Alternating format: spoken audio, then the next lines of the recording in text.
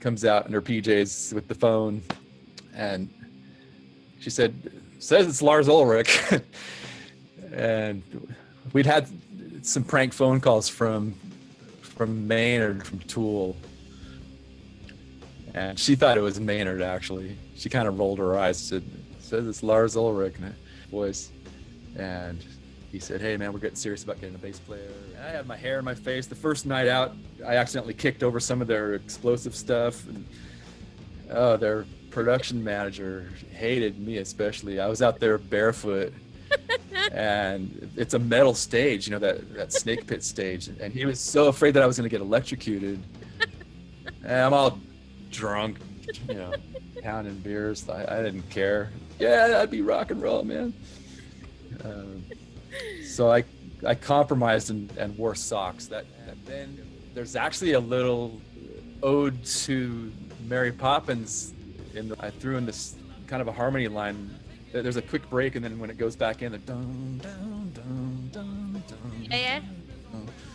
And I sang to those guys, Jim Jiminy, Jim Jiminy, Jim Jim Jim. I said, "Is that too Mary Poppins for you?" And, oh shit, dude. Like a Disney freak or what?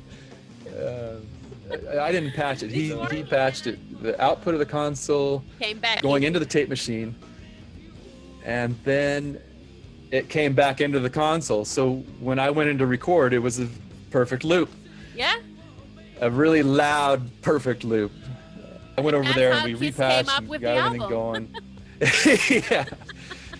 He's all, he'd quizzed me on the machine earlier. He's asked me, "What does that button do? What does that one do? What's that?" And I'm all, "That's part of the alignment. I don't deal with that stuff." He's all, "You don't even know this machine, man." So anyway, he walked out the door, came back in.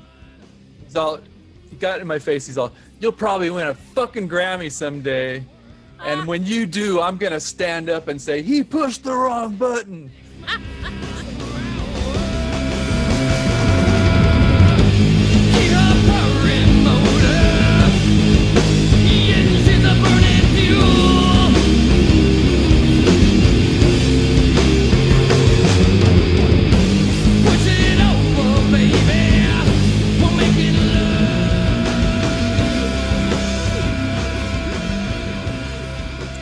We're here.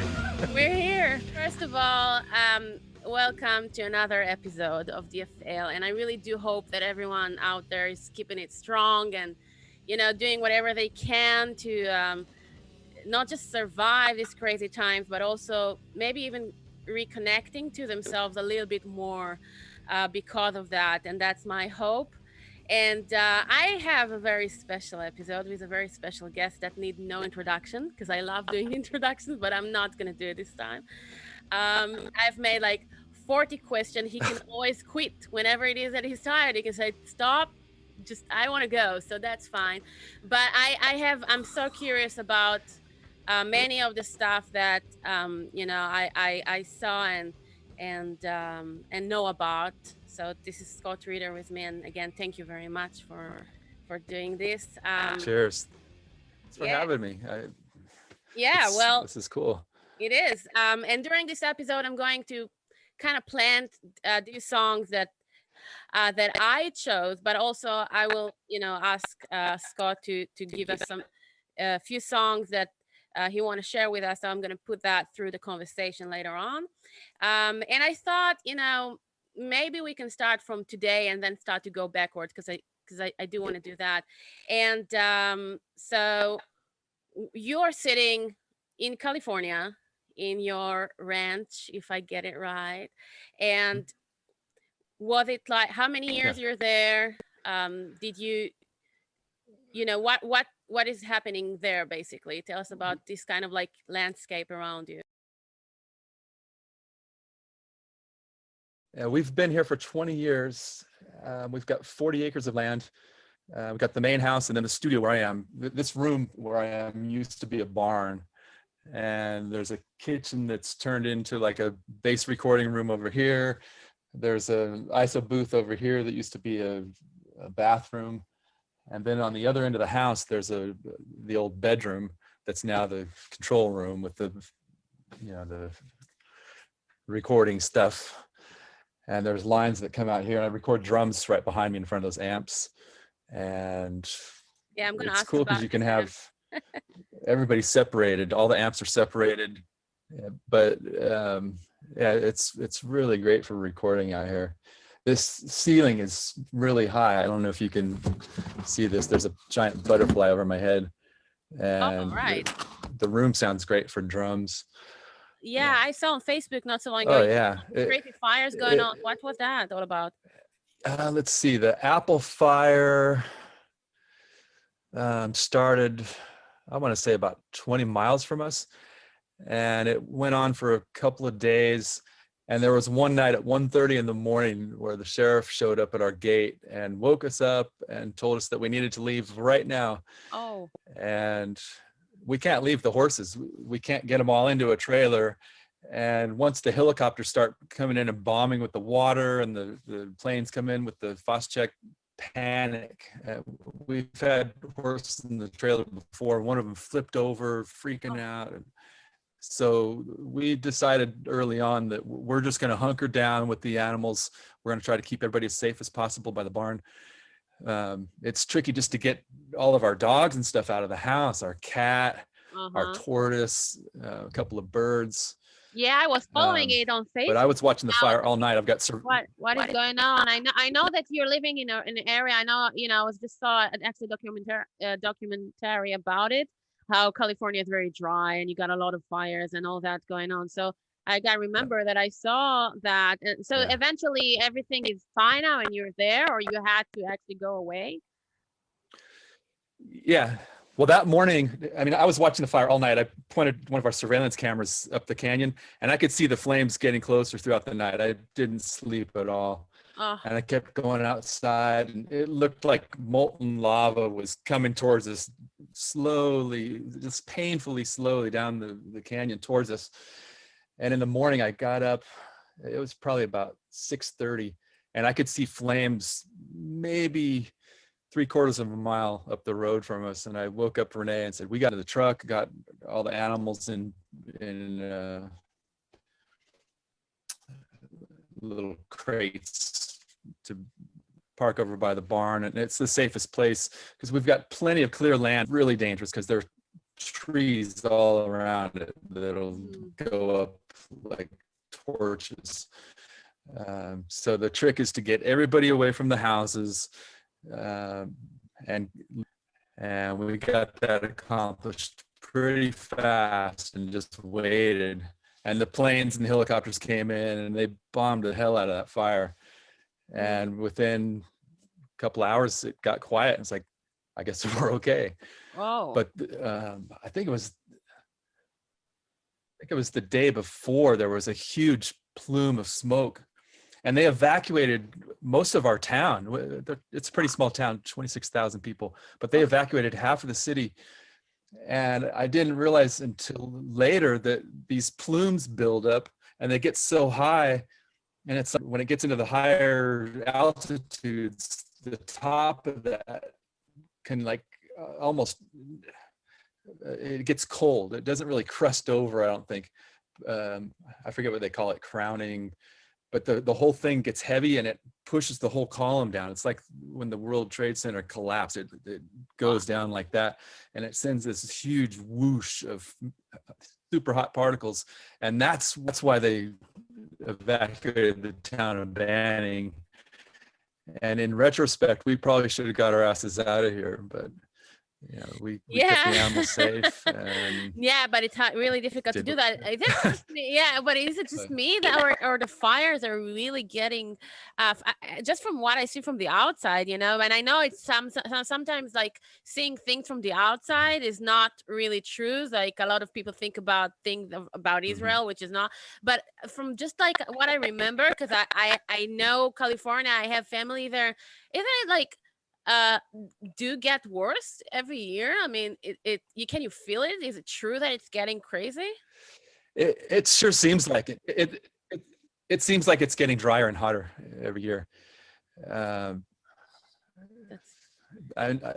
can't believe that that climate change is so controversial. It's like a partisan issue, and right? it shouldn't be. We should all be trying to do our part to fight climate change, because we're going to get to the point where it's too late and the world's going to die. But yeah, it seems like the forests are drying out. It gets hotter every year, and the fire seasons are getting longer and longer. It seems like fire season never goes away. Right. I don't like the guy that's in office right now, that's the head of our country, and he's so much division and hatred, and his policies are dangerous.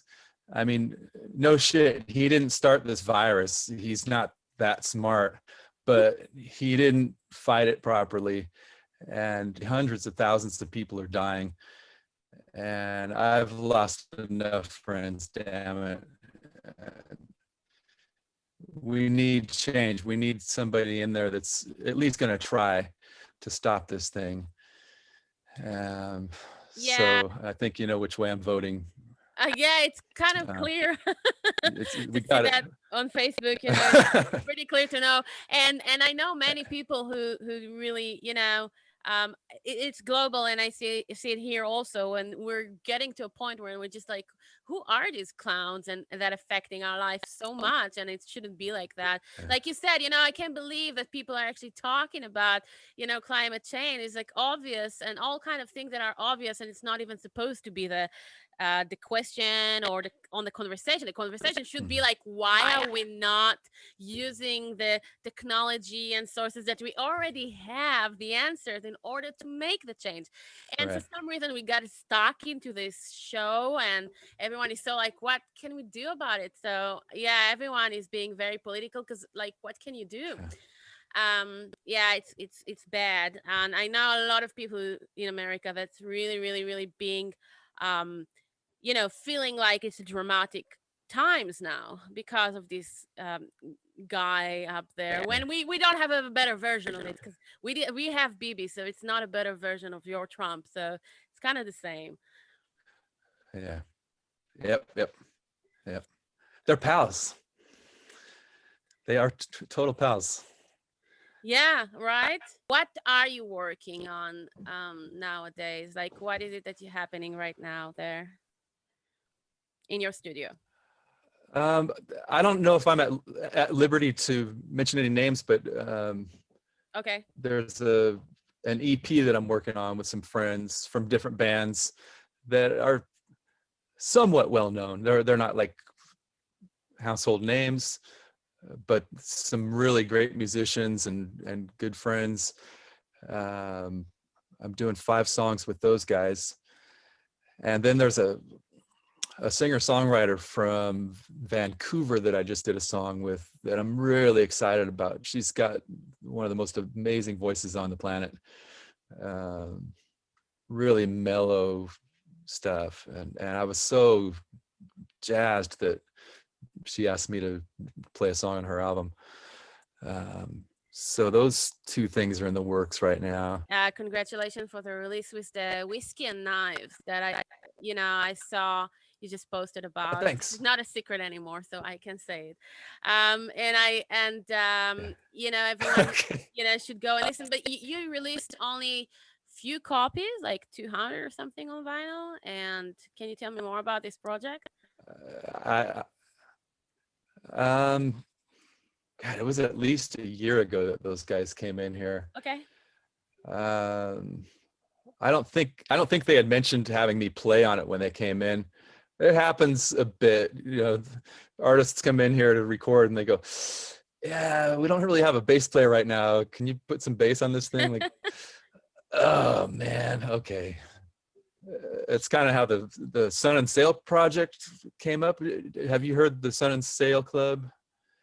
It's the other Scott Reeder from Fu Manchu playing drums. It's Bob from Fu Manchu on guitar. Yeah. And they came in to do some demos, and I figured they were going to be demos for Fu Manchu songs. And the first song was just like, holy shit. And they came back in the control room, and I'm all, who's going to play bass on this stuff? And like, I don't know, take a shot at it if you want. I'm like, Fuck yeah. I think they had that in mind when they came in. But we did 2 albums. Tony from the Adolescents, he sang some stuff on the last one. And we did a few shows, maybe 4 or 5 shows when that came out. And 1 year ago, it was super you fun. mean? Those guys. Yeah, 1 year, maybe 2 years. I don't know. Time goes by so fast these days. And you recorded it all, and you mixed it also? The first album, they tracked everything here, and I believe that one was mixed somewhere else. And then the second album, they tracked drums somewhere else and recorded bass and guitars here, and they did vocals somewhere else and mixed somewhere else. And you play the bass, and you also did this crazy production you told me about, with interesting people in there, like the guy from Cream Crimson, Doctor from Cream Crimson, and you want to tell me about that a little bit? Yeah, my friend Louise Crane, Louise Patricia Crane. We've been friends online for a long time. She sings for this band, the Eden House. I don't know if you've had a chance to check them out. I did. Really good stuff. They're kind of related to the Nephilim. Have a couple of members in the band. So she was giving me some advice on how to take care of these baby owls that were falling out of the nests here, the great horned owls. And so we became friends over that. And she posted something about, her band made a video. I'm like, I might as well check it out. And I was floored. It was so great. I reposted that and told a bunch of friends about it. And when the album came out, the Eden House, Songs for the Broken Ones, that became my favorite album. I mean, the production is on the level of like Pink Floyd. It's amazing. It's very calming, and yet it's good driving music. It's like good for any situation. I was getting my blood tested a lot for a while, and I hate needles. I turn green. I've actually passed out before I get my blood drawn. Same here. And I would put headphones on with that music, and nice. Like, and I could sit there all day and like, take all my blood, So I'm really fond of that record. So anyway, Louise mentioned that she was doing a solo album, and she honored, and she sent me these tracks that were pretty naked at the time. And I put bass on them, sent them back. And then when they were getting into mix mode, she started sending me stuff back with guitar overdubs. It was by Jacko from King Crimson. It's like, wow, it was amazing. And then then she tells me that Ian Anderson from Jethro Tull is on there, and it's like, holy shit. So I don't know, to be anywhere on the family tree with Ian Anderson and Jacko is just, it's crazy. And not to mention my friends in the Eden House now, which there's a Sabbath tribute that's going to come out. I did a cover of NIB with Jess from CKY. Actually, both the CKY guys, me on bass, and Jim Rhoda from Fireball Ministry on vocals. And I think it came out pretty good. I mean, it's hard to gods and do it justice, but we did it our best, I think I did Geezer proud. We'll see. It comes out in just a few days. All right, that's fine. Okay. I think on October 30th. Things to wait for. October 30th, I think, is the day. So you're So I'll staying be posting that, you're staying next very week, busy. whatever. All right. Yeah, I'm sorry because of the latency. Sometimes I'm stopping. All right. So you're staying very busy, and this pandemic kind of like destroy many plans for many people everywhere. And I know that you were supposed to be on Yeah. tour with Fireball Ministry. And I think that's what I was reading. And so is it on delay? And have you changed now your plans because of that? More things in the studio now. Also, before you answer that, um, how can what can we advise bands and people out there that you know about, with your experience and years doing what you're doing, that can help maybe people now all over, dealing with that now?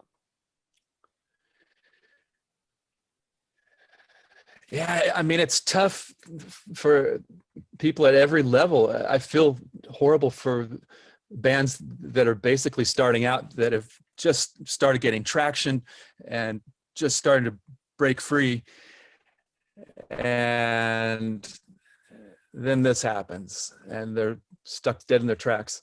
And I feel bad for the huge bands too. I mean, the friends in Metallica, they've got a whole city of people that go on the road Right. with them, and they support all these people, and everybody in the city of Metallica, they're out of work now, so it's tough for everybody in this business at any level.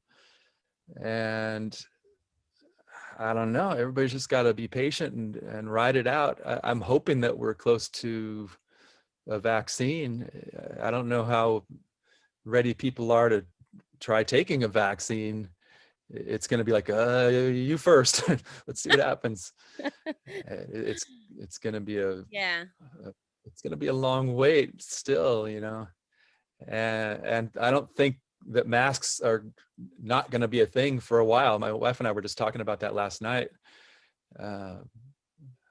I wouldn't be surprised if another year or two we were wearing masks At least. in public and trying to maintain some kind of distancing. Just everybody's got to stay safe sooner than later. If everybody does their part, and Thanks. That's I a don't great know, advice. And I it's can just a also say waiting game. It sucks. it is. It is, but also, at the same time, I think it's for anyway, a lot of people that I talked with, made them maybe appreciate a little bit more things that they were complaining before, about that venue, about this, about that.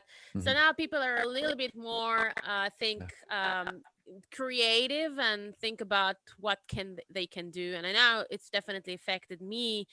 So I guess the world will continue. It's just about how can we find inner strength to go through that with the, without losing Yeah. it. So yeah, Yeah. so that, thank you, that was a great advice. I guess we have to be careful now and just breathe. Yeah. Which it's very important to do. Yeah.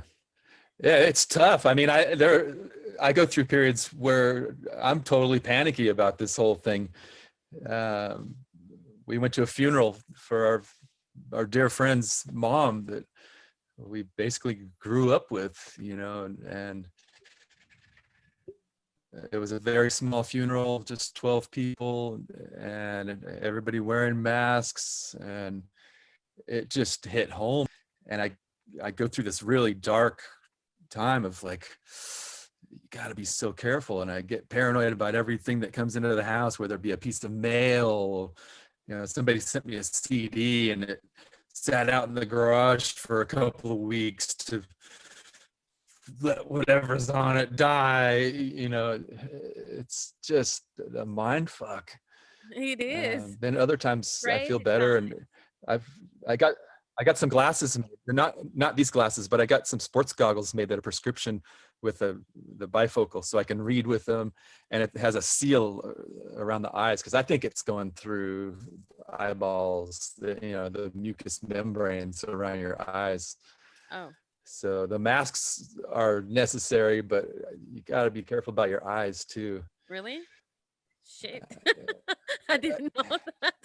that, we can just chill. And I'm saying, like, we are stronger than what we think we are. And I really do believe in that. I think it's a lot of that is just Yeah. taking things easy. So I don't think, yeah, it's going to be fine.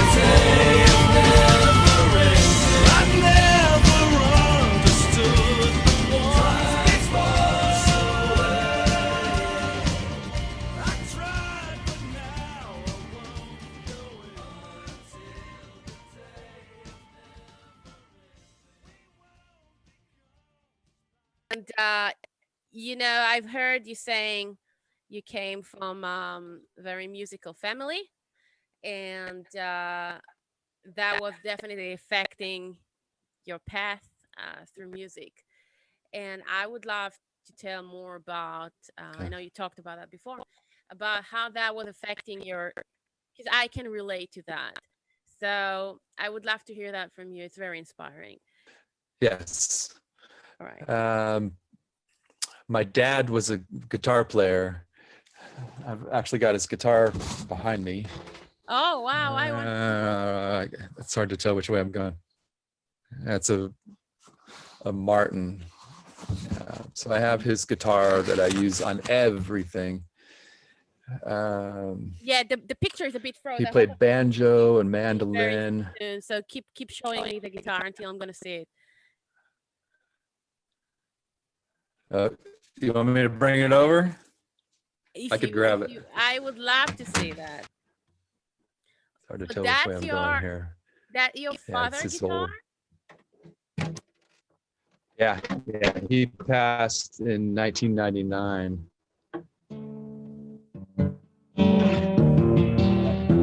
Wow. Is that a Martin guitar, you said? So everything yeah. So I use that pretty much as a texture, at least on everything.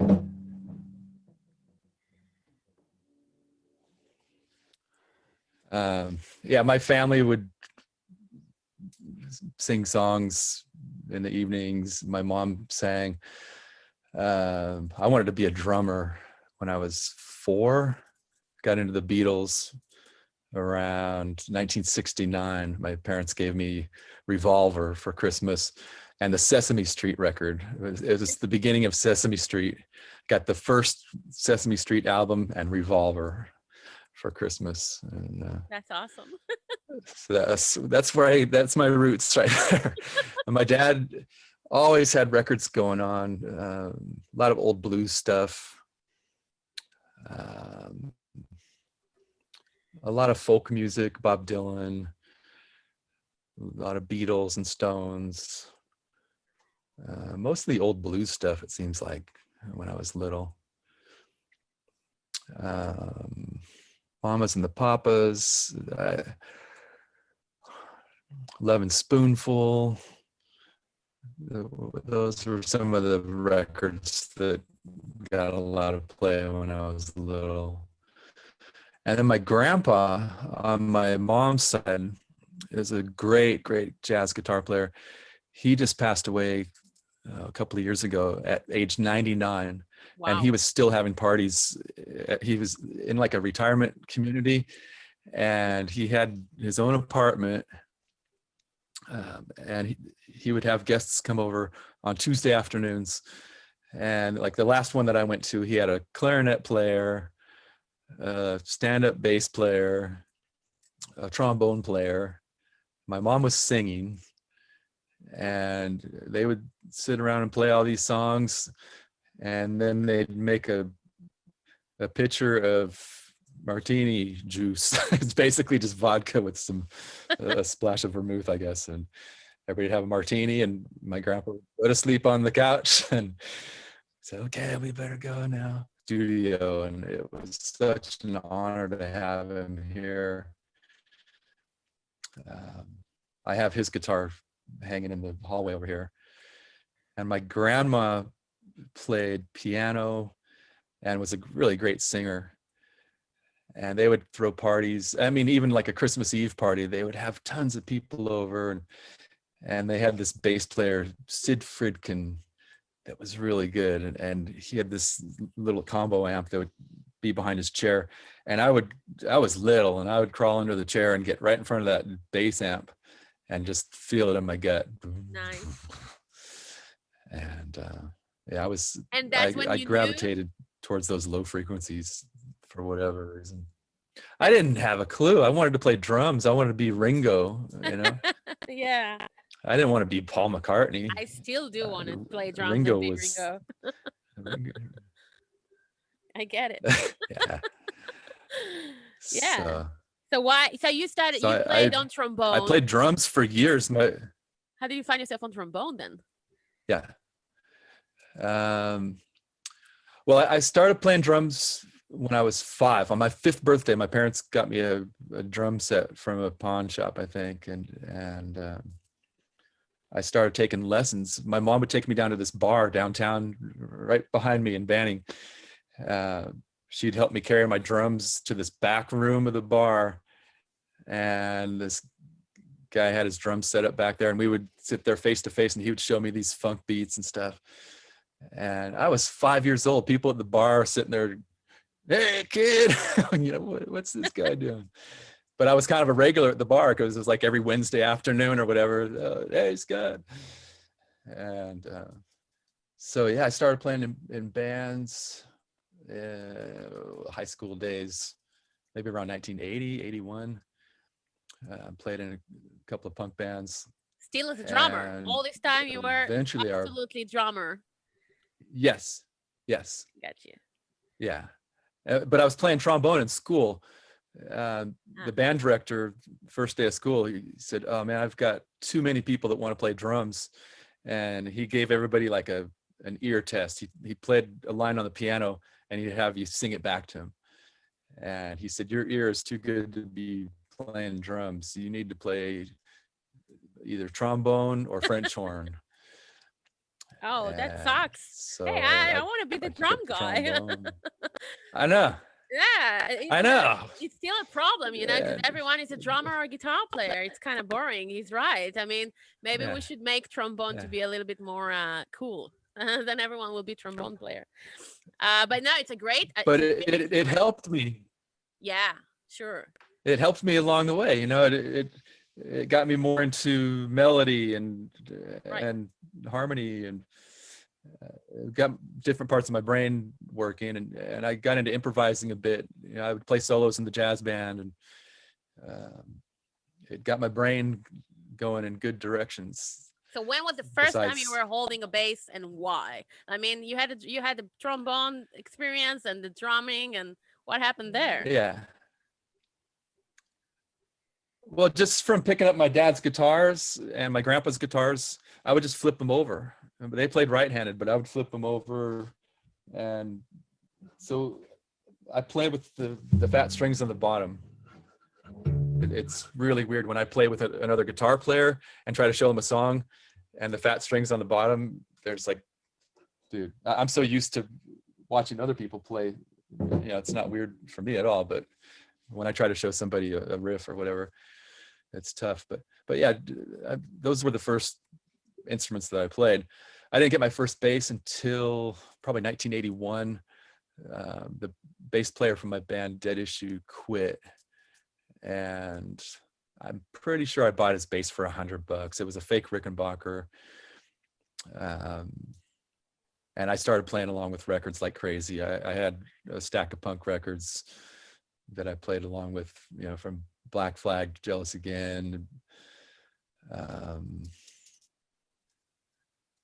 I borrowed an amp from Mario Lolly, this little combo Yamaha amp, and I tried using a fuzz box to give it more gain. It probably sounded really terrible, but it was fun, and I picked it up pretty fast. That was your first amp. Yep. And then I didn't get my first real bass, which is up here, a real Rickenbacker, until, 84 probably. My stepdad had a friend that had a music store in San Diego, and this Rickenbacker was sitting around in his shop. It's a left-handed Rickenbacker. Let me see if I can twist this around. Awesome, yeah. It's up in that corner. So it's a left-handed Rickenbacker. Nice. Since I got it around then, 83, 84, I thought that was the year of the bass, but I took it in to the factory one time to get a replacement screw for one of the tuning pegs. And it turned out it was in 1975. I guess it had been sitting in that shop for years, unwanted, because it was a lefty.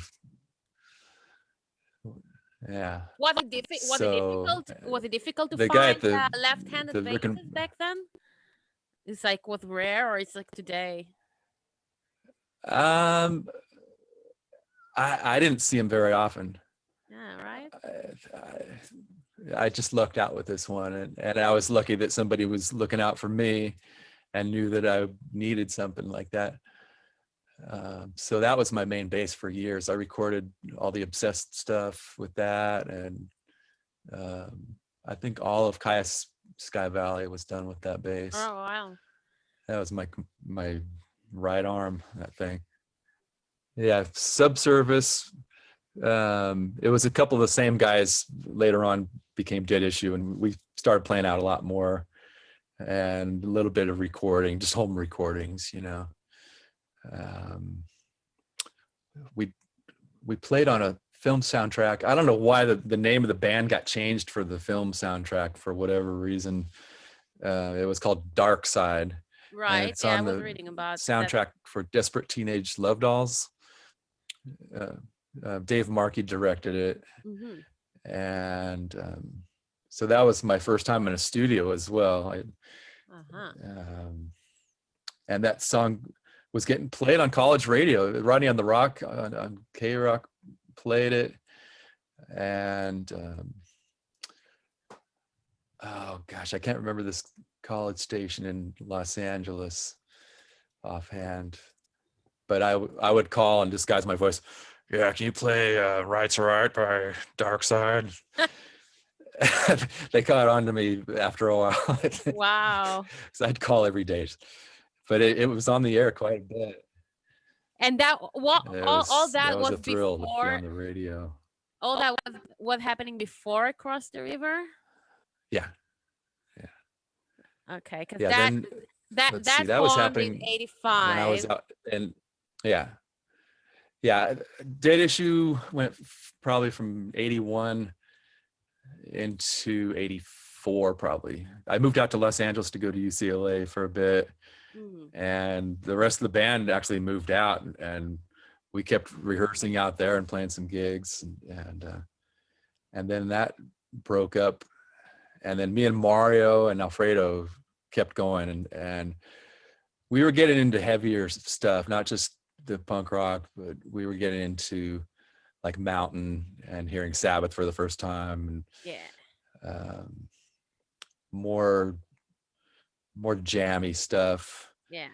So as we were kind of progressing on our instruments, we tried to incorporate some of that jamminess into our music. You know, we'd have a breakdown in the middle of a song, and I can't speak for the other guys, but I was doing mushrooms and I was really into jamming, and just sometimes we would just have these noise jams, and just it would get completely abstract, and just like noise swells, you know, hit all the strings and do a volume swell, and weird guitar freakouts, and it would get really out there.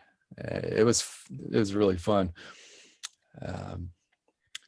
But yeah, we got more and more into jamming, and I think from that moment, I've tried to incorporate that in all of my bands. Later on, I was in The Obsessed, and we actually did a few Across the River cover songs on the album Lunar Womb, and there'll be, you know, a solo section or something that's pretty jammy. You know, when you say Kyuss, everyone kind of know here anyway, the people I know what you're talking about.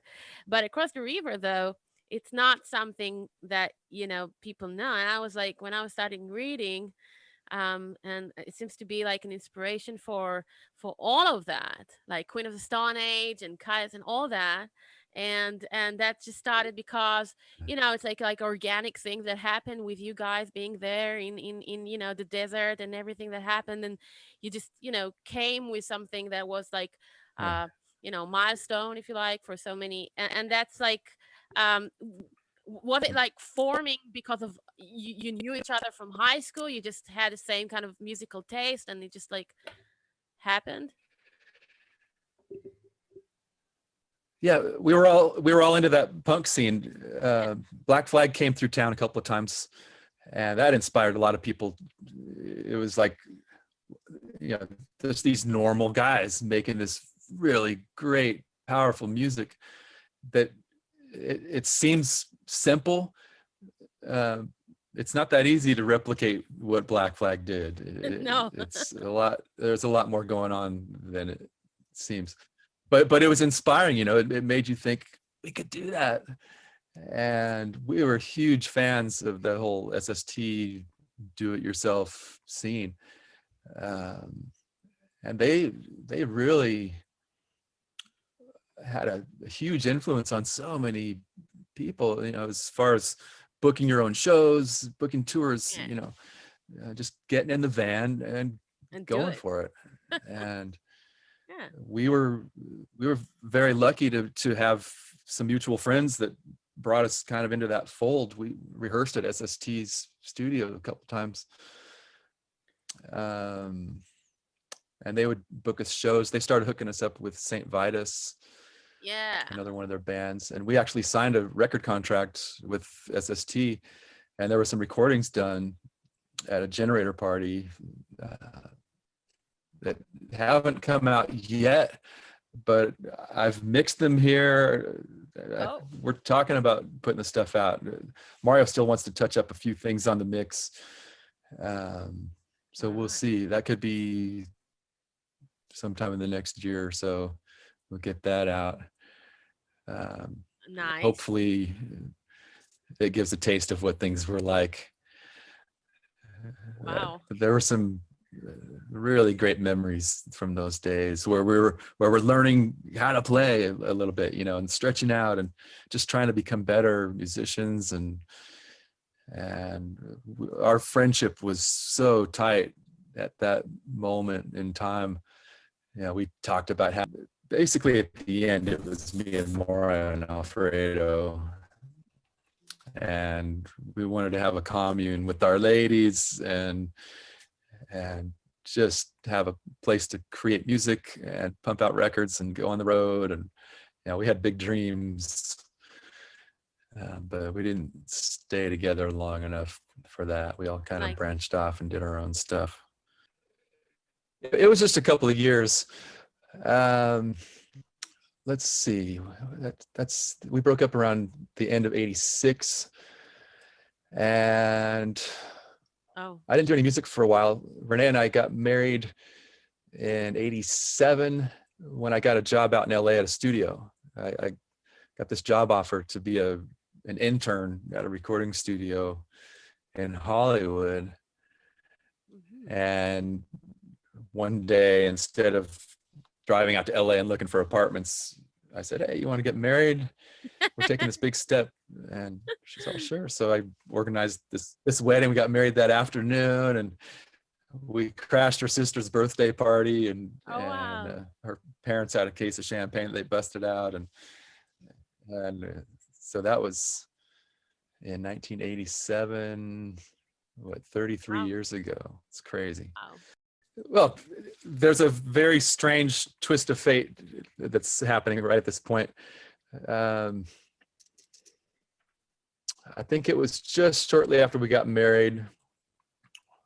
We'd already moved to LA, and we were home for a weekend. And I was at Renee's parents' house hooking up a VCR or something. And one of her sisters came in the room and said, "Hey, they're flashing that number on MTV." It was for this contest. If you're the 100th caller or whatever, you win the U2 contest. And I called a couple of times, hit redial, and somebody came on the phone and said, "Hold on." And I thought I got a wrong number. I almost hung up. And they came back on and said, "You're today's winner." So I won a Learjet for the day. They flew us to Arizona to see U2 and BB King. It was when they were filming Rattle and Hum. Wow. And then they flew us home, and it was so crazy. And they had me in the promos, saying, "You really do win on MTV," or whatever it is, And Wino from The Obsessed, St. Vitus, saw me on TV, and it said that I lived in North Hollywood. And we had lost touch because we'd both moved a couple of times. And he finally found Renee's mom's number in an old trunk. He found the phone number in Los Angeles. We turned out we'd lived pretty close, maybe 5 miles. So we started jamming a lot and hung out a lot. And writing songs, and we had, you know, plans on doing something. But he started touring with St. Vitus in Germany when he got the record deal with Hellhound, and they started doing pretty well over there. And they put out the Obsessed record, the Purple album, and suddenly they needed a band to come over and tour. So he called me up and asked if I wanted to go to Germany for 3 weeks, and at the end of the tour stay in Berlin for a few days and do an album. And at that point I was working at the studio and trying to make a career as an engineer. And my wife was just like, you know what, when I fell in love with you, you were this bass player. That's what you've always wanted to do. You got to go for it. So that was it. Thank God she pushed me out the door, because that was a life-changing, completely, you know, life-changing moment. Yeah. And right off the bat, made a bunch of friends over there, and got that first taste of touring, and had clubs that actually appreciated bands. I mean, I don't know if you've ever played in America. A lot of clubs, you know, they don't give a shit. They're just like, but over there, it's like, here's food, here's a place to stay tonight. This couple's going to make you dinner. And I mean, was stoked like just to have movies. Yeah, it was crazy. And great sound systems with monitors, and oh my God, that's like, wow. Yeah, they cared about the music and presenting it properly and keeping everybody happy, and it was so beautiful. And so that led to Kyuss. We did a tour together on the West Coast. It was The Obsessed, Kyuss, and Wool. I don't know if you've heard Wool, the guys from Scream, Government Issue, and Concrete Blonde. There was hardly anybody at some of those shows. Sometimes we were playing for each other and the sound man and the bartender. And I mean, God, if we could get those 3 bands back together and do it again these days. I know. But at the end of that tour, we ended up in Seattle. And the Kyuss guys asked me if I wanted to ride home with them back to the desert. Yeah, cool. So Nick traded places with me. He rode back with the Obsessed guys, and I rode back with the Kyuss guys. And that's when they asked me if I would join the band. And I politely declined. I said, yeah, Columbia Records looking at us, and I love you guys, but I can't give up on this quest that I'm on right now. And so then maybe 2 months later, I got a call from Brant, and he said, dude, we had to fire Nick, and we've got a couple of shows coming up. I know you don't want to join the band permanently, but man, if you could help us out with these couple of shows. They had to record a video for Green Machine. That was the first thing. And then there was a record release party for Blues for the Red Sun. And then there was a show with Body Count when that whole controversy was going on for Cop Killer. Yeah. And the record, I think, was banned. And so I was like, dude, that sounds like fucking fun. Let's do it. Wow. And so my wife, that was 1991. Right. So my wife and I came down to the desert for a weekend, stayed at her mom's house.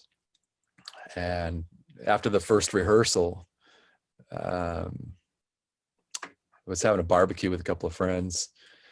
And my wife and I talked about it, and I was like, what do you think about moving back to the desert? And once again, she was just like, go for it. Let's do it. So we packed up, moved back to the desert, and that was it, you know.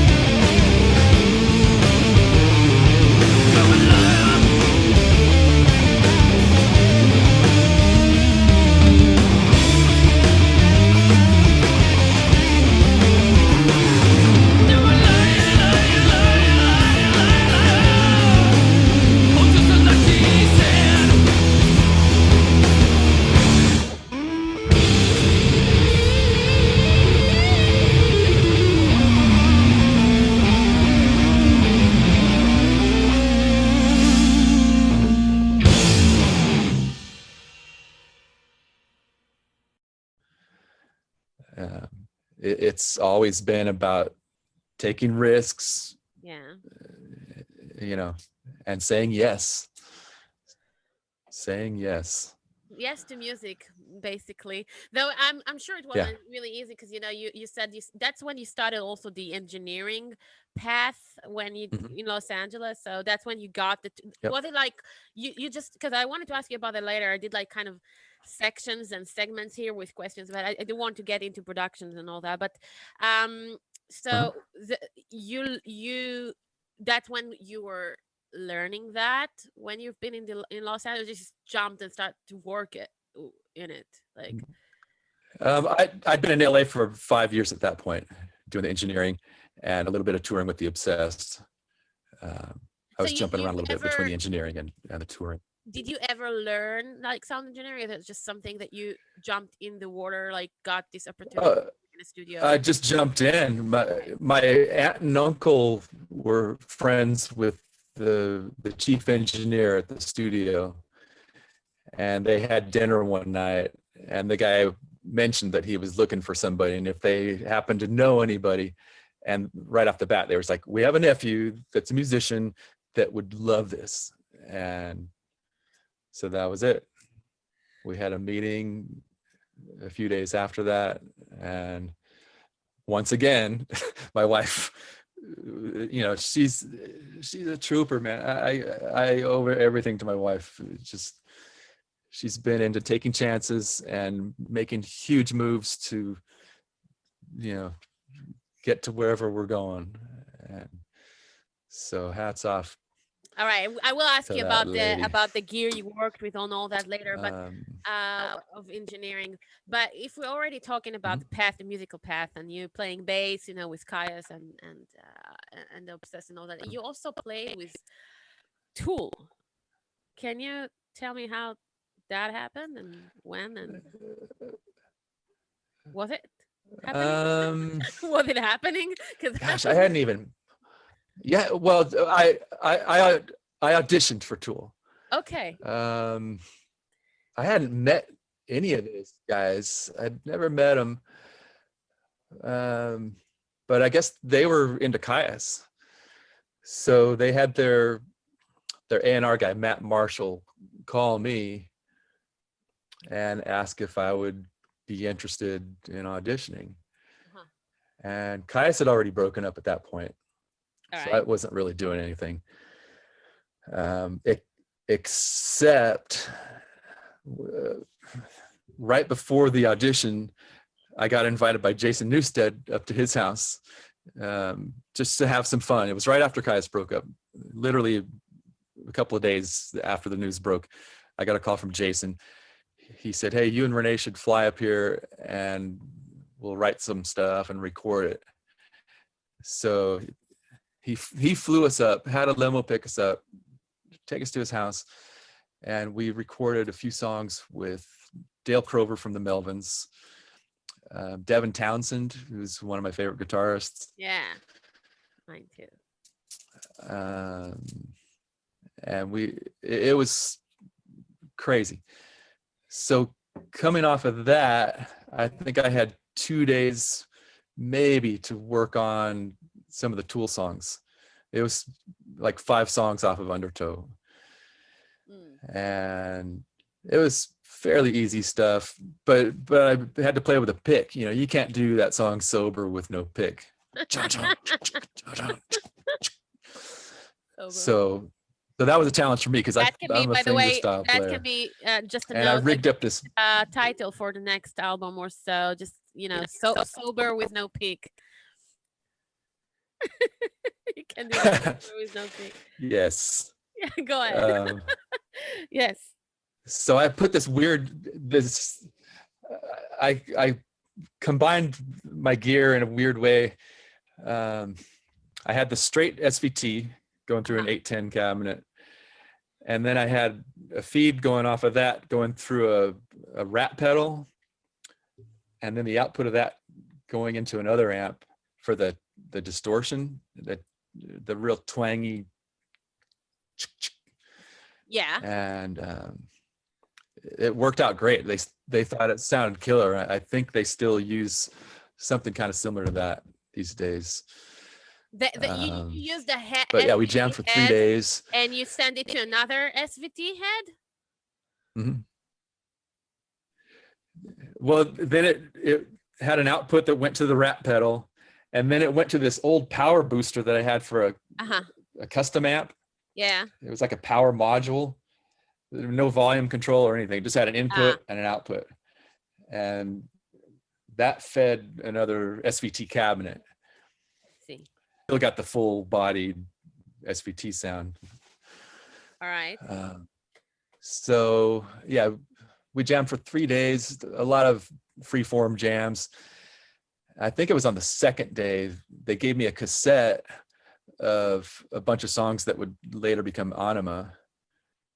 And they said, hey, if you can learn any of this tonight, work on it for tomorrow. Okay, sure. Cool. I worked on Eulogy. You got that one down. That night, they were going to a party at Timothy Leary's house. And they invited me to the party. But here's this cassette. And I wanted to go to Timothy Leary's house so bad. But you had to do homework. Yeah, I felt like they're testing me. I knew it. So I went to the studio where I'd been working. I still had keys to the studio, and I probably worked on that stuff all night. And then that's the real party, though. That's the real party. You were using also the SVT amp back then, like regularly. I can't wait. I have like million questions about the sound, but I can't wait. So I'm asking it right now. Was it at that time you were using SVT? Which one, by the way? Talking about tube amp, was it like a regular amp for you? Yeah, the big ones. The one on that side. I can't see very well, but I'm not gonna ask you to bring the amp. I could carry the. I will ask you later to show me around a bit of the gear if you won't mind, because I'm sure you got some really vintage stuff going on there. So I want to see that. Let's see if I can do this. Oh, you did it. Yeah, this is the amp that I use the most. Okay, so let me see. So I use this on. It's got a little Sky Valley sticker up there that's all faded out. But yeah, this is the Sky Valley amp. And then this was the Across the River amp. And then this thing is actually a 215 cabinet. 70s, I don't know if you right? can see it. It's talking about 70s, gear 70s from 70s. It looks like 70s. I think so. Yeah. Yeah. This cabinet's, this is like twice as deep as the regular SVT cabinet. And it's got 215s. It's a folded horn. And then this thing is a Bison made by the guy that does hovercraft. And it's amazing. It's got a blend between vintage and modern. Bison. Okay. Same company as hovercraft. All right. This guy up in Portland, he makes this cable company, Solid Cables. This is a 100 watts too. Old. Let's see. This is the Hartkey Kilo. I think Geezer was using these for a while. This is another Hartkey thing they sent. SVT 4. Yeah. And an SVT 5 Pro. I don't know how many of these they made. Yeah, they're like, I think 7 Pro last time I checked, but maybe they're more 9. I don't know. Yeah. Really loud. It sounds great, actually. And, so you go back to the story with Tool. Okay. Yeah, that was 1995. And things went really well, but they said it's down to you and this guy from England named Justin, and we'll let you know on Halloween. It was actually this time of year. 15 years? Wait, no, 25 years. Wow, Justin's been in Tool that long. That's crazy. Yeah, it was 1995. And they said, we're going to make our decision. We're going to listen to these tapes. They recorded everything, and we'll let you know on Halloween. So I didn't get too far away from the phone that day. And they finally called and said, man, it was tough, but Justin just oozes Tool. He's just using a pick, that was it. That's it. He's just they said, but we'll do something in the future. Yeah. So we've remained friends over the years. And Justin's great. I've been able to hang out with him a bit. They're a great band too. I got him out for base camp at the Warwick factory. Yeah. I love Justin and his wife, Shelly, really, really sweet people. They've been out here before. What a great band. And if talking about bands that, shaped a lot, for me, it's two are very important when it comes to sound engineering, from my opinion. So they came with a very new sound back then. So in 2013, you also had audition for Metallica. Yeah. Wait, right. What year was that? I think from what I was reading, but the internet maybe is making some jokes, so I don't know. Yeah, it was probably around 2000. 2000. It's not 2013. It said 2013. No way. Okay. I'm saying it's got to be 2000, 2001. Okay. Since Rob's been around. And how'd that happen? Sure. We toured together in Australia in 1993, I think it was. We toured in Australia together, just Kyuss and Metallica, playing arenas. We'd never played arenas before. It was so weird. But we pulled it off. Oh yeah. But it was trippy. I mean, we saw how like everything had to be on cue to have, for them to have lighting cues and explosion cues, and make sure you have your ears plugged because there's the bomb about to go off, and everything just had to happen like clockwork. And I think our response was to go the other way. And I don't mean this negatively about them, because they do what they do better than anybody. But we got more casual about it. And we didn't even go out with a set list. I think we had a master list of all the songs, and we'd like huddle in the middle of the stage. What do you want to do? Let's do Conan Troutman. Yeah. And I had my hair in my face. The first night out, I accidentally kicked over some of their explosive stuff. And their production manager hated me especially. I was out there barefoot, and it's a metal stage, that snake pit stage. And he was so afraid that I was going to get electrocuted. And I'm all drunk, pounding beers. I didn't care. Yeah, I'd be rock and roll, man. So I compromised and wore socks. That kept him happy. But yeah, they gave us full run of the PA. They couldn't have treated us any better. It was amazing. We've had bad experiences a couple times over the years of, there was one band who I won't mention that actually their production guy turned off all the subs. And that's what Kyuss was all about, was the bass and the kick and the huge toms. And it would actually turn off the subwoofers.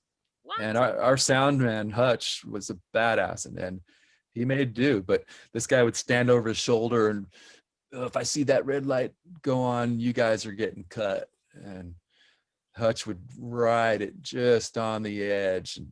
But anyway, their production guy was so cool. But Metallica's guy, nothing but nice things to say about the Metallica guys. They I think they paid us more than they should have. I mean, there were bands that would have paid to be on that tour, and we were just starting out. We didn't have any money, and that was an expensive trip to go to Australia, all the flights. Right. And our manager hooked us up in all the same hotels that Metallica was staying in. It was It was an expensive trip, but That's man, we had a blast, and wow. That's how they knew me. I remember James was tripping out on that Rickenbacker. I've got a wire tie weaving through the strings, and he asked me what that was all about. I said, because our tuning is so low that my strings would actually pop out of the nut. So I'd weave this wire tie in there and cinch it up just to keep the strings from popping out. Yeah. So then years later, I guess when they were looking for a bassist, Josh, Queens of the Stone Age, was hanging out with Lars, and Lars asked him, "Hey man, who do you think we should get?" And Josh said, "Dude, Scott Reeder." So yeah, the phone rang one morning. I was outside, just outside the studio here. I was shoveling some moldy hay. It was raining, and it's a miserable day. Just picking up this stuff so one of the horses wouldn't eat it and get sick. And my wife comes out in her PJs with the phone, and she said, "Says it's Lars Ulrich." And we'd had some prank phone calls from Maynard from Tool, and she thought it was Maynard. Actually, she kind of rolled her eyes, said, "Says it's Lars Ulrich," in a voice. And he said, "Hey man, we're getting serious about getting a bass player, and if you want to come up for a couple of days and hang out and see the studio." And it was when they were working on God, what's the name of that record? It's the only Metallica record that I don't own. Saint Anger. Okay. They were working on that. So I flew up there, spent a night in a hotel. Somebody picked me up, took me into the studio, and it was a weird experience with the cameras all around. They were filming that documentary. Yeah, I saw that part. Some kind of monster. Yes. And they had it was weird because just having a conversation like this, there would be two guys with cameras, moving in and out of the circle, and there was a guy standing back with a microphone boom over your head, and you couldn't have just like a normal quiet conversation because there was always this crew circling around, and so that was kind of nerve-wracking. Yeah. But we went out in the studio and jammed a bunch of songs. I had the background vocals down. I was singing harmonies with Kirk. Oh. And it was really fun. We played a lot of the classics, and they were really rusty. We played Master of Puppets, and in the harmony guitar solo, one of the guys was off like a half step, and it just sounded like a train wreck. It was just they were checking like a bunch of basses that day. Was it like surreal. One day they did the audition? You've been there like. Oh no, they did like one guy a week, I think it was. Uh-huh. Yeah, because I was there for a couple of days, and I was lucky. I went when I did. So everybody in their organization was there. Bowling, there was open bar, food, and yeah, it was a good party. Very awesome experience. I went to see it again, and I kind of like looked what you did there, with your style of playing and everything, and I was kind of like noticing were there all the whole time that you were audition, like with the guys. You didn't have it like one moment without through the whole audition? I don't think so. Yeah, they were there. Just it was like this constant presence in your face. I would faint. It was pretty weird. Not because it's Metallica, but because I like Kyuss more than I like Metallica. But because I would faint because I don't like auditions. I don't like auditions. That's why I'm failing. I'm one of these people that when I was like when I was young, and the teacher gave like a mission, to do something. So I was one of those who practiced and I've made good. And then I said, look at me, to the teacher, look at how I do it. And the moment she was looking at me, I was like failing. Um, I just don't like auditions. I like to do I like to do what I do, and and just playing, Yeah. having fun with it. So it's crazy. How It did was a you? high pressure deal, you know. Oh yeah. How did you work? So with Fireball Ministry, you joined in 2000, and I want to say 2011, it maybe. says 14 on the internet, but I'm not counting on that, so I'm asking you. Yeah, there's a lot of bad information on my Wikipedia thing. I've known them for years. My band Unita played with Fireball when they were pretty young as a band, I think, or at least pretty soon after they had moved to LA.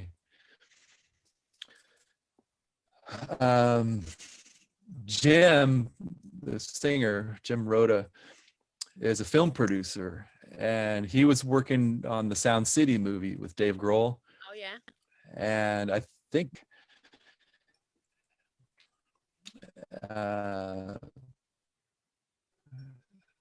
so yeah, I got a phone call. No, not a phone call. I got a text from Dave about 1:30 in the morning one night. I was asleep. My phone chirped, Dave Grohl.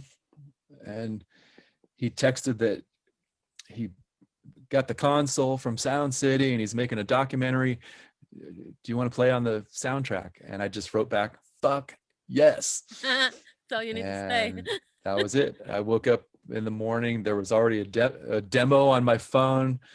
And he said it was with Rick Nielsen from Cheap Trick and Corey Taylor from Slipknot. And he was playing drums, obviously.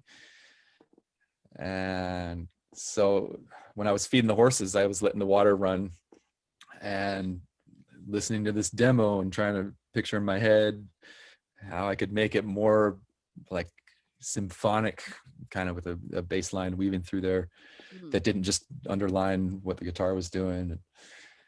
And as soon as I finished feeding, I got into the studio, laid that track in and jammed to that. And then I think they got me in there within a week. And I was the last piece on there. They didn't have any tracks open on the 2-inch. I'm like, oh man, now what are we gonna do? And Dave's all, just record them over my track. I'm like, no. He had a fine bass track on there. The song would have been fine without me. But they put me on that track. I was the last piece. Oh. And I got to hear it for the first time with everybody's parts as I'm recording it. For the first time, I got to hear everything. And just hoping that the lines that I came up with weren't going to step on the vocals or get in the way. Butch Vig was the producer sitting there when I walked in. It was like, I didn't know that guy was going to be here. I mean, there's cameras everywhere again, and you can see my hand shaking. There's a close up and I'm plucking octaves and my hands totally trembling. That was another high pressure gig, man. But Butch was really cool. There were just a couple of spots where he said, let's run through that section again, try to change it up. I think you got a better thing you can do right there. And he was so awesome. Any better, you just, that sounds cool. Why did you? I missed the part. He was drawing it out. Do the bass last thing? I mean, the vocal. Like, why was that happening? I don't know. I like to get the bass down early, so there's that foundation. Yeah, but exactly. But they already had a very simple bass part that Dave had put down, so it was probably in tune and very stable for Corey to sing to, which was probably a brilliant move. It's not the way I would have done it, probably, because I like to get the bass done early. No, but you said that he had a guy. In retrospect, he had the bass guy there already before. Yeah. And you did exactly the same like Dave did, or you came Yeah, up it was with on the something demo your that they own? sent me. No, I wove through it and did some triads and weird little fills, and I tried to throw in some homages to actually a Cheap Trick. I was playing octaves pretending like I had a 12-string bass. I didn't have my 8-string at that point. And then there were some bends that I did trying to get it more into the vein of Led Zeppelin, Dazed and Confused. Yeah. And then there's actually a little ode to Mary Poppins I threw in this kind of a harmony line. There's a quick break, and then when it goes back in, the dun dun dun dun dun. Yeah. Dun. And I sang to those guys, Jim Jiminy, Jim Jiminy, Jim Jim. I said, "Is that too Mary Poppins for you?" And, oh shit, dude! Like a Disney freak or what? Yeah. What else can you tell me about that day? Well, I can show you what I got for it. All right. Album, actually, that song was on the radio a lot. My wife and I would be out working on the horses, and we had a radio over at the barn, and that song would come on and be like, "Holy shit, it's spreading," you know. So, got a Grammy. The album got best soundtrack. Just a Grammy. Just a fucking Grammy. And I don't know if you can read that chart, but it's #1 on this chart from can to can't. Wow. That was in Billboard magazine. That's amazing. There's a little and well deserved. I mean, if there's a song, if what else is in here? Yeah. What's else in there? Yeah, the camera. Thank you. There's my grandpa's guitar. Thank you. I can't. There's my grandpa playing that guitar. Oh, the camera, the picture froze. So hold on one second. I'm probably gonna see soon everything you're showing me. Hold on one second, and I'm waiting for that. Oh, it's my grandpa's. It's a Fender Squier Strat. Oh wait, no, it is a Squier. I don't know if you can see my grandpa in that picture. Can you hold on one second, and I'll see it very soon. If you're just gonna stand still for 1 second, and I'm waiting for the video to come back. It's not you, just the connection so poor. So okay. All right. Yeah. Now I see it. Oh wow. So this is your grandfather on the guitar. Yep. Wow. Yep. And there's a gift from Adam Jones and his wife, Alex Gray, artwork. Wow, that's like beautiful. So I could show you the control room. Hey, please show me the control room is a mess. And that's gonna bring us into talk about it's sound, and I really want to, so that's good. So please. Okay. Oh, this is a 2-inch machine you got there. Yep. All right. I have all kinds of old scraps on the wall. My first concert was Cheap Trick right there. I think that was 1980. And wow. Evel Knievel. Got to meet him when I was a kid. Oh, really? You gotta have him. Yeah. This is a big parrot. Been working in here a bit. On there. I don't. Oh yeah. Bunch of toys and stuff. So is it like what are these monitors? Is there KRK? Was I seeing it right? Yeah, KRK. Okay. KRK V8s. And I still have a pretty old Pro Tools controller. Pro Control board. Yeah. That looks really cozy. You know, like a cozy place to just sit down and jam. I love that. Yeah. I've got a pin around this couch so I can leave my dog on the couch and she's not going to run off and start chewing on things. But yeah, I've been working on bass tracks. How many bass guitars you have in that place? Oh gosh, I don't know. Oh, I have 3 Warwicks, 3 Rickenbackers. There's a few guys in here. Uh-huh.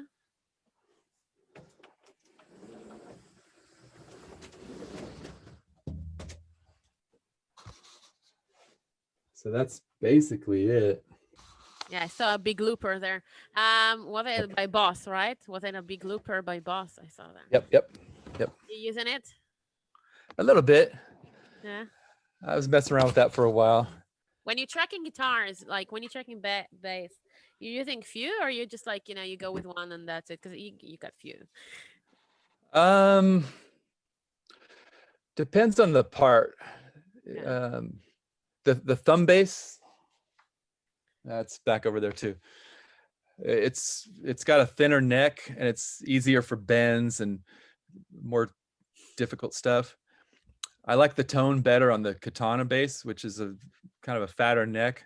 It's got more of a rounder, big tone. It's my favorite bass for Fireball Ministry stuff. Mm-hmm. And then the 8-string, I use that on recording every once in a while. Like on Louise's record on Painted World, I'm like plucking the root notes. It's very simple, but it's so full with that octave string. And then for every note that I hit, I'm also doing this thing. I'm getting feedback. I had a bass cabinet next to the control board. I'm getting feedback. I hit a note and then I record that, and then I put that through a talk box, so all the sound is going into my mouth, and then I record that into a microphone. So every pluck, you're getting this wow. It's like a kind of like a didgeridoo sound. Oh. And there's 2 tracks of that. So every time there's a pluck with the 8-string, you get that wah in stereo kind of creeping out in both ears. Nice. I actually have, when you said about the katana, I actually have a question here that I wrote. I was laughing to myself when I wrote it, but I wanted to ask you, like, if you go to a deserted island, you need to take one bass. I wanted to ask you that Ooh. at the end, but you need to take one bass. Will it be the Rickenbacker, the Ibanez, or the Warwick? I don't know. I put Ibanez there. Yeah, it would probably be the Warwick thumb. It's the easiest to play. I can play anything I can play. I can do on that bass. The neck is thin. I also the have action is perfect. I also have you got a few basses around you. Tell me about them. I said, like, tell me which one you like the most and why did the Warwick katana. So I was right about that. I think the thumb. I don't know. Let me grab that bass real quick. Okay. All right. Now it's starting to be very interesting. Okay, this is the thumb. All right. Okay. It's got Nordstrom pickups. This pickup company is about 15 miles from my house, and they're killer. I love Nordstrom.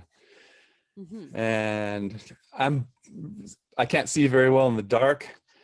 And the first version of this bass they sent didn't have any fret markers, no inlays. So I asked them to build me a special neck. Oh shit. Make light. Now you can definitely see. Yeah, Yay. Yeah. Nice. So no matter how dark the stage is, I'm okay. Because I've tried everything without the LEDs. One of my basses from Ibanez, I had little jewels. They're cubic zirconia, and I had those put on the side dots, hoping that it would pick up any light in the room, and I'd be able to see the dots on the other one where they had glow-in-the-dark paint behind a clear inlay, and that worked okay. but I had to have a black light on stage to charge up the paint. Otherwise it would fade out after just a couple of minutes. But if I had a black light, it was super bright. That looks super bright. And what is the other one? Yeah, what is that? Is that aluminum one? This is the Katana 8-string. Huh. Wow. She is pretty. There you are. Wow. And this has the LEDs as well. Is it aluminum, or am I just not seeing it right because of the light? It's like chrome. I don't know how they do the finishing, but it's super heavy as well. Is it? It's all sealed on the back of the neck. All right. One thing I love about this bass is that it doesn't use 9-volt batteries. It has a USB charger. There's a input for a cable right here, and you just plug it into a USB port, and it charges up the battery for the electronics and for the lights. Really? And it's like holding how long? Because USB, is it? I hope it's not lasting as long as my phone, because my phone died after like 2 hours. So it'll get you through a show, that's for sure. I mean, yeah. I've only charged it up a few times, and I've never had problems with it. So you can stand on stage and on some point ask someone in the audience if they have a charger for your bass. It's kind of weird. Yeah. Right. I don't know if you can put a battery in there. I've never taken this plate off. Yeah, I love this bass. And on some of these basses, I've from playing so hard, I chipped the end of the neck where it joins the body. So on this one, they built a metal piece on the end of the neck. So yeah, I love this bass, man. It's gonna take. Wow, it sounds good. It's gonna take a lot to break this one, I guess. As brutal as you can be, I don't think you can break. Super heavy. Wow. But yeah, Desert Island, I think is this one. That's the one. This is the thumb. Yeah. Yeah. So Desert Island, this is the one. All right, let's hope we're not going to need to choose. As a producer, you did The Obsessed and Sano at some point, and Orange Goblin and Karma to Burn, which all I really love. Actually everything we just talked about, and much more. Okay, let me ask you that. How did you find yourself around the production table? Did that start back then when you've been in Los Angeles and take that work? Because or it was something you found yourself interested to do? Because not a lot of bass players are also producing and working in the studio. Well, I was pretty lucky to have that engineering background. I worked at, the first place was a jingle house. We worked on a lot of commercials, and the pace was so fast. You'd have clients sitting on the couch behind you, and money's burning. You've got these musicians getting paid. Everything had to happen very quickly. So I get stressed when things aren't moving quickly. I'm pretty laid back, but I want things to move. I get you. It was a great experience working there. My first session that I recorded live drums was with Vinnie Colaiuta, who played with Frank Zappa and Sting. He's one of the greatest session guys in LA at the time. And the bass player was, he's the best bassist I've ever heard. It just has all these crazy techniques, percussive things. And the session that I worked on, it was for an apple juice commercial, and it was just all these chaotic scenes of kids throwing things around, and so they were just doing loose jams. Like they would just record like a minute of some crazy noise thing, and okay, let's try something else to match this mood, and they would do something melodic and mellow and just all these different things. So it was like this whole smorgasbord of grooves, in one session. And that was my very first session as a recording engineer. And it was amazing. And the drums sounded great. I was like, this isn't that, I killed this. Yeah. And the next session that I did was a friend's punk band, and they came in after hours, and the drummer couldn't tune his drums very well, and it was a lot of work to get it to sound good. We got through it, but it made me appreciate whether it's him or his tech that's setting things up. That's the art, is making those drums sound good and playing them that well. That's the most important. Once you have a good sort, like a good player, mm-hmm. then of course you have to be a good human but Yeah. when it comes to the music, when you have a good someone who play good, you don't need to do much. I can take Yeah. like one microphone or two and it's just gonna sound good. Yeah. So I think if I will need to make a, how do you call it, a chain, blockchain, like we do in sound, Mm-hmm. then if I'll need to do that, the first thing will be like the player, how good his Mm-hmm. play is, and then the instrument, because you have to have a good instrument to resonate well. Yeah.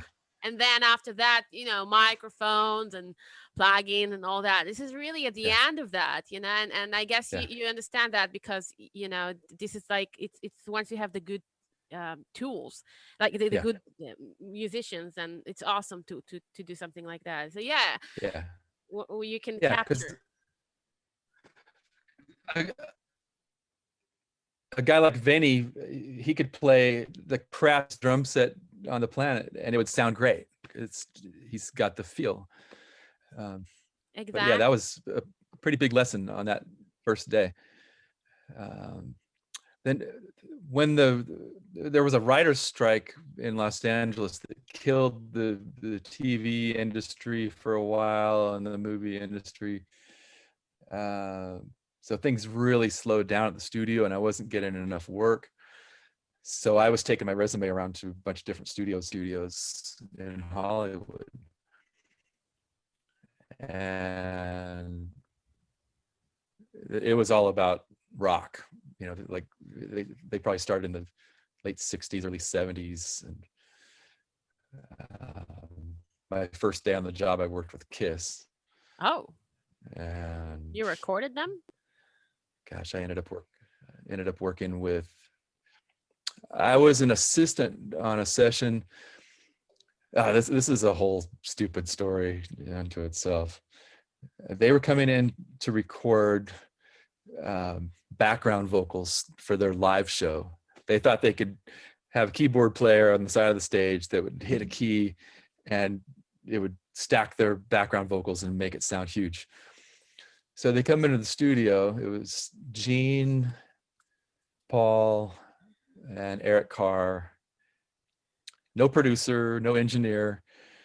One of the guys that worked there, Jack, he was the engineer on the session. It was basically one microphone out in the studio and 3 sets of headphones. So I'm sitting over in a corner running it was probably a 1/2-inch tape machine, maybe 1/4 inch. Every time I went in to record, there was a feedback loop happening that was just blaring in the headphones. Boop. I'd stop the tape. Gene Simmons was like, "What the fuck was that?" And tried it again. Boop. And I look over at the engineer and he's just like, tried it again. Boop. I went over there. He had the output of the console.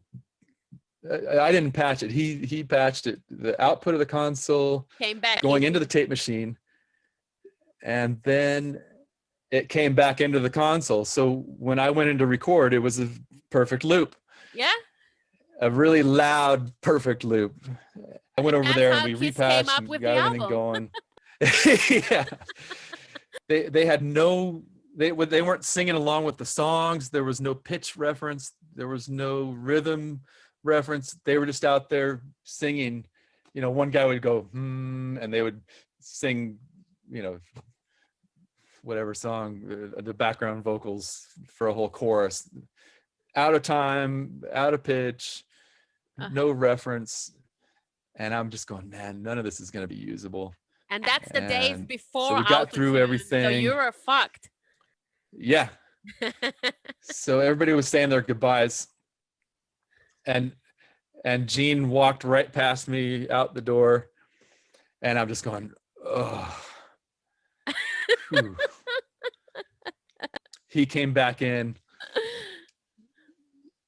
He'd quizzed me on the machine earlier. He's asking me, what does that button do? What does that one do? What's that? And I'm all, that's part of the alignment. I don't deal with that stuff. He's all, you don't even know this machine, man. So anyway, he walked out the door, came back in. He got in my face. He's all, you'll probably win a fucking Grammy someday. And when you do, I'm going to stand up and say, he pushed the wrong button. And it's like, hope I win a Grammy someday. So that was my first day on the job. Just like, fuck, I can't handle this. Actually, the nicest guy that I worked with was Will Smith. When DJ Jazzy Jeff and the Fresh Prince we would do one song a day. We'd spend maybe an hour getting set up, get a microphone, test levels, get a mix up from the 2-inch.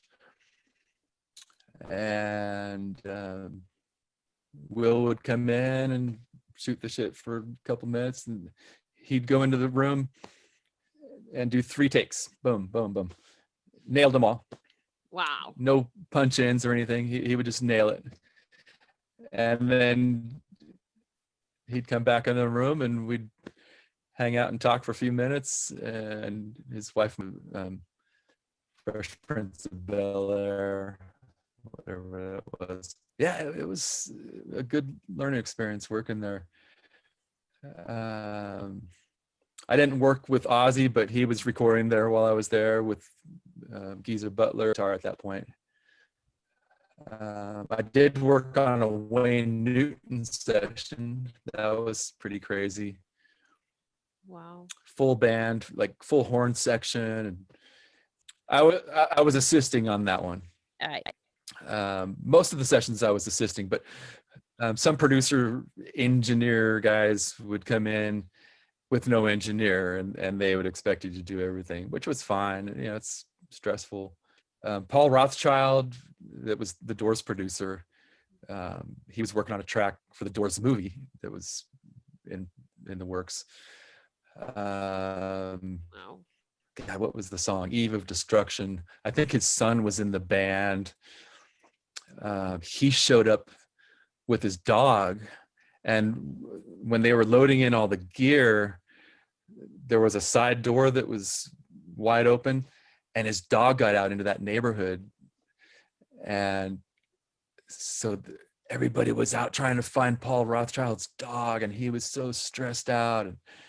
And oh man, that was a hard day because he was just on fire.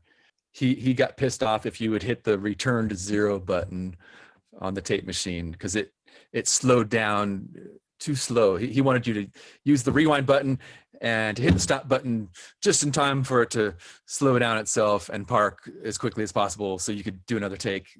And oh wow. Oh man, he was probably one of the hardest producers to work with my whole time there. It was just stress. I worked with Jilly Bean Benitez on some promo thing. I got to hang out with Bernard Edwards when he was working with Rod Stewart in there. Just shooting the shit after work one day. You know, it's probably 1 or 2 in the morning and you just want to go to sleep, but had some mellow time with Bernard Edwards, and that was really cool. That was like a really special opportunity to hang with that guy and just be mellow. That was cool. with the other guys, the other studio where I worked with Giorgio Moroder quite a bit. The first time I got paid for singing actually was working on a Giorgio Moroder piece for the World Soccer Cup theme song or something like that. Wow. It was in the room where Donna Summer did all the vocals for her records. They had 50 people in there. They had headphones for everybody. Right. Got through this soccer theme epic thing, and on the way out there was somebody standing at the yes. It's the first time I got paid for singing. Might have been the only time I got paid for singing. Really? You still, so you're using your, now that in your own studio, okay, we're back to your studio now, you're still using that tape machine as summing up, so meaning that you're like taking from the DAW to the tape and bring it back, right? That's the process that you're working on. Sometimes I do that. So I love just going straight to tape. If a band's well rehearsed, boom, just go straight to tape. But you do need to convert it after that to digital. But there have been a couple of times. Right? Yes. Yeah. I like to let it sit overnight and let it kind of saturate into the other layers of the tape, and then transfer it. After it gets a chance to, the magnetism between the winds on the tape, they kind of bleed into the other layers. What Led Zeppelin, Whole Lot of Love, that delay thing where the in the break there's you can hear the vocals kind of creeping in before they happen. Yeah, that's the leakage on the tape. That's just from the winds of the tape. You can hear that bleeding every time the tape revolves. Right. Every wind that comes around through the head, you can hear that creeping in. And I think that magnetism bleeding through to the other layers, it's part of the analog sound. It's just It kind of mushes everything together in a really nice way. It adds this compression. So yeah, sometimes I do take what's on digital, transfer that to tape, fry it onto the tape, and then let that sit overnight, and then transfer it back and mix in digital. So all the preamps go straight into the tape machine, and then the outputs of the tape machine go straight into Pro Tools.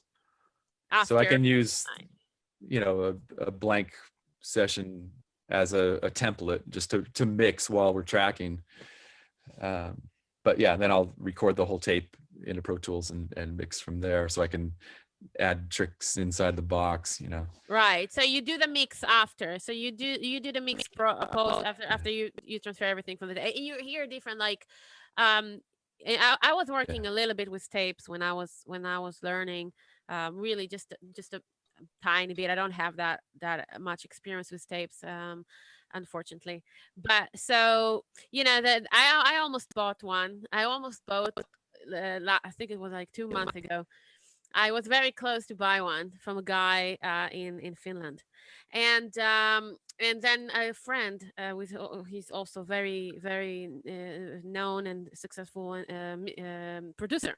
So he convinced me not to. He said, like, listen, you don't really, there, because everything is digital today. You can take the Burl. I don't know if you know the Burl company. The Burl, they have like a Bomber B2, which is like an AD. A converter, if you like, then because everything is digital. So he convinced me. It took him for a little while, but he said, anyway, everything is 0-1, and it's going from the computer out to the tape, and then you bring it back. So what you're doing is just you adding noise, because it's like going from numbers into analog and then going back to numbers. It's just adding noise. If you're gonna get that, the Burl sounds amazing, and then you basically going through this digital, but everyone who worked with it say it sounds as amazing as tape machine. It's like slightly compression, that adding a lot of saturation, but not too much, just like really low end that we know a lot about the analog that had, because the problem is that, like, the problem is that everything is digital when I'm recording, already Mhm. it's digital. Yeah. So he's got a point. So that's when I said, like, because I'm not, if I could record right to the tape, yeah. um but since I'm doing everything from my home, so I'm working with studios that I'm going, Right. and everything is digital. Yeah. So that's the world today. So I'm thinking, I was like very close to buy. I have a lot of respect to that gear, and yeah, we can't get that. I believe that we can get that sound once it was recorded on the tape. There's nothing today that will sound as quite as like when Yeah. you're recording right to tape, because there's Yep. information that you get, that it's mechanic, Right. it's magnet, right? It's just like, that's the sound, that's the actual sound. Once it's Yeah. already getting into digital, that's the where the problem start. Yeah. So I'm like, yeah, well, if I'm gonna do analog, I need to do everything like from scratch, like from the beginning, right from the start. Mhm. And that's not an option for me right now. I hope in the future. So yeah, that's um yeah, so I'm thinking of getting that barrel, because I was listening to a lot of people who said, and in reviews of people who said, like, you put any mix in through that and it sounds amazing. Like, I hope that it's gonna save the day, though. Recording on a tape, it's something that we will never, I don't believe we will ever be able um to do as real in Mhm. digital, because it is numbers, it is zero Yeah. one. Yeah. So It's that's, convenient. it is. The digital is convenient, but yeah, the tape machine, as beautiful as it sounds, it's scary to use it. I don't have a tech sitting here waiting, just in case something breaks down. Right. Uh, One of the first sessions I used it on, I think it was this band, the Hellions, and halfway through the first day, the tape machine died, Oh no. and I tried replacing a couple of fuses. Turned out it was a problem in the power supply, Gosh. and they the company that refurbished this tape machine, they got me on a video call with a tech, and I had to test a few things, and we narrowed it down to the power supply. So they overnighted a power supply for the tape machine, and I sent the old one back. That's good. and and I'm dealing with this stuff while there are people staying here. It was crazy and stressful, Yeah, and but it's also just, the tapes, I mean, I know there are like a few Germany companies that now making those creating those tapes, again, but you buying them, it's, where do you buy the tapes? yeah, there's a company in Hollywood. um They're like I can't remember. recreating them, right? They're like start to produce them because they know they're, because there was a time somewhere around, I think the 2000, they all companies stopped, like, okay, we're Yeah. going to digital, it's gonna die. We're just gonna stop Yeah. producing those. But now they Yeah. do. So it's like something, Yeah. you have it there, you don't need to look around too much. Yeah, it's expensive. I mean, when I was in Hollywood, I think it was maybe $200 for a roll of tape, and it might be 350 now. Oh really? And a lot of bands don't want to buy Investment. one roll, let alone 14 reels of tape for Right. a record. Um, I mean, yeah, it's expensive, and it's one, just for people who don't really understand. One reel like that is around the 15 minutes. Is it still like that? It's around the 15 minutes, right? yeah, if you're going 30 inches per second, it'll go for around 15 minutes, I think. You can slow down the tape to 15 inches per second, and maybe you'll get a half an hour, but then you get different sound qualities. When you slow it down, you don't get as much high end clarity. And low end, right? So, and that's what we know. The sound that we know from tapes is that, quality that we understand. So it's expensive to make a full album like that. It's Yeah. expensive, but um you did that. Just for the question, I really need to know that that song that I was listening to, the Whiskey and Knives, was that recorded Yeah. also on the tape? Yes. Right to the tape. Yeah, you can hear that. I mean, there's I mean, even after you compress it into YouTube and all that, yes, we lose information, but there's information that you can lose once it was there. And Right. that's the thing about the tape, because I was listening. There's a difference. There's a major difference, and you can hear it. Don't argue with me, people who say you can't really hear it. You can hear it, especially with the roundness and the low end, and just like I wish we could solve that issue. I might even still buy it. I might even still buy the tape because I really need to have one. It's exciting. It's exciting recording to tape. What got me excited about it again, I mean, I used tape when I was at Cherokee Studios and when I was at the other jingle place. But working on the Sound City record, when I was getting my gear set up, they were patching up some drum stuff while I was getting set up. So Dave Grohl's out in the studio. I don't remember what song it was. I wasn't familiar with any of it at that point. But he was doing this big tom fill on this one little section of a song, and they were doing it over and over. And yeah, I was like, blah, blah, blah, and he would do something amazing. And he was like, oh man, one more time. And it's on tape. You can't get back to that if you go over it, Right. And everybody's going, but that was perfect, dude. He's like, no, I can do one better. Trust me. I don't know, man. Come on, just fucking roll the tape, And it was getting crazier and crazier every time, and we're just like, holy shit.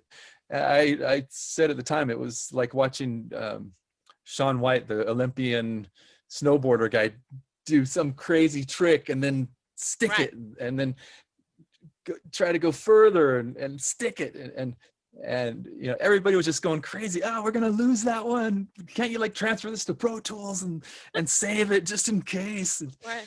Dave's all, I got it, man, and he finally got it, and he was so stoked it was going to fucking tape, and that was key. When I started, it was 1987, so tape was still a thing. I was really lucky to get that education before everything went digital.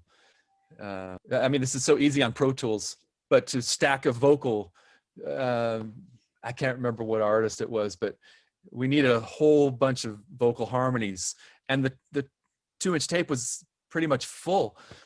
So we did a stereo mix of the track over to the 1/2-inch machine in stereo. Right. We went to a new section on the 2-inch with nothing on it, transferred the stereo mix back onto 2 tracks of that, which opened up 22 tracks for vocals. And we filled that up and mixed that onto a stereo track on the 1/2-inch. Right. And the original spot of the 2-inch with all the other things so they could mix that in later. But it all got turned into a stereo vocal track that was just perfect. But you had to sit there, okay, you hit the button on that machine, and when the mark from the wax pencil passes the head, I'm going to hit play on this one. And you'd see if it was a little bit late, and you had to keep experimenting until you got it to line up just right. It took a few tries, but once it hit, it's like, we got it. There were all kinds of weird little tricks like that you don't have to deal with. That's exactly the things, for example, that I couldn't do when I'm experimenting with music and all that. I love harmonies, because I was singing in a how do you say it, choir. I was singing in a choir when I was since I was really young. So I guess Bach and all these guys soaked into me. So I like automatically do harmonies and vocals, even if they're like, not as pleasant to the ear. I still do them. And when I'm recording, I do like sometimes, even 6 7 layers of that. And I don't need to think about it at all. I can just like recording and deleting, recording and do all that, which is a great thing. I think if there's something, a challenge that I would like to do in the next my next project will be like to record the drums and the bass on tape. I think that's like the best kind of like um I don't know, gain from the situation, because the drum and the bass, if I could record them on the tape, I can get that vivid colors of the sound. And then the vocals, you get a good preamp, and I can do as a million mistakes, and I can, you can do that with digital. I don't need to get crazy. But I think the bass and the drums, it's always like that was something I would invest for tape. That was something that I missed, Yeah. because you have to have that It, sound. I think it's a lot easier. Yeah, it's a lot easier to get a great sound on tape. I agree. Um, I recorded a band in a studio that they had a digital recorder. It was one of those Sony dash format digitals. It was really weird. It was a 1/2-inch tape, but it was 24 tracks, and it sounded really brittle. Okay. And they had a 2-inch machine, but it was broken down in the hallway. And I recorded on the digital, thinking, we'll make this work, fix it in the mix, blah, blah, blah. And I just couldn't get it to sound good. And I brought them back and used the 2-inch machine, patched it all in, even though there were some tracks that didn't work on the machine. We got through it, and it sounded killer. It was so easy. And the band was the same. The microphones were the same. It was the analog tape that made it. What preamps? So, What preamps you're using now? My favorite are the Chandler Limited. All right. I've got a Universal Audio. I'm not sure the number. It's like is it a 1610? I could run in and take a look. It has a nice compressor built in that's similar to the LA2A. And I love that preamp. I use that for all my bass tracks, all my vocal tracks. Oh, Universal Audio, great. But when I'm doing a full band, I've got a bunch of I've got some Focusrite preamps, PreSonus. I've got this weird little preamp that came free with a microphone or something. I think it's Bellari, and it has like an input gain and then an output separately. So you can crank up that input and get this pretty creamy distortion. It's got a tube in it. And I've used that on some stuff where I just blow it out and get this overdrive with that. That sounds pretty sweet. That's about it, I think. So you do all the vocals. That Universal Audio one, though, that's Universal killer. Audio are killers, and Focusrite as well.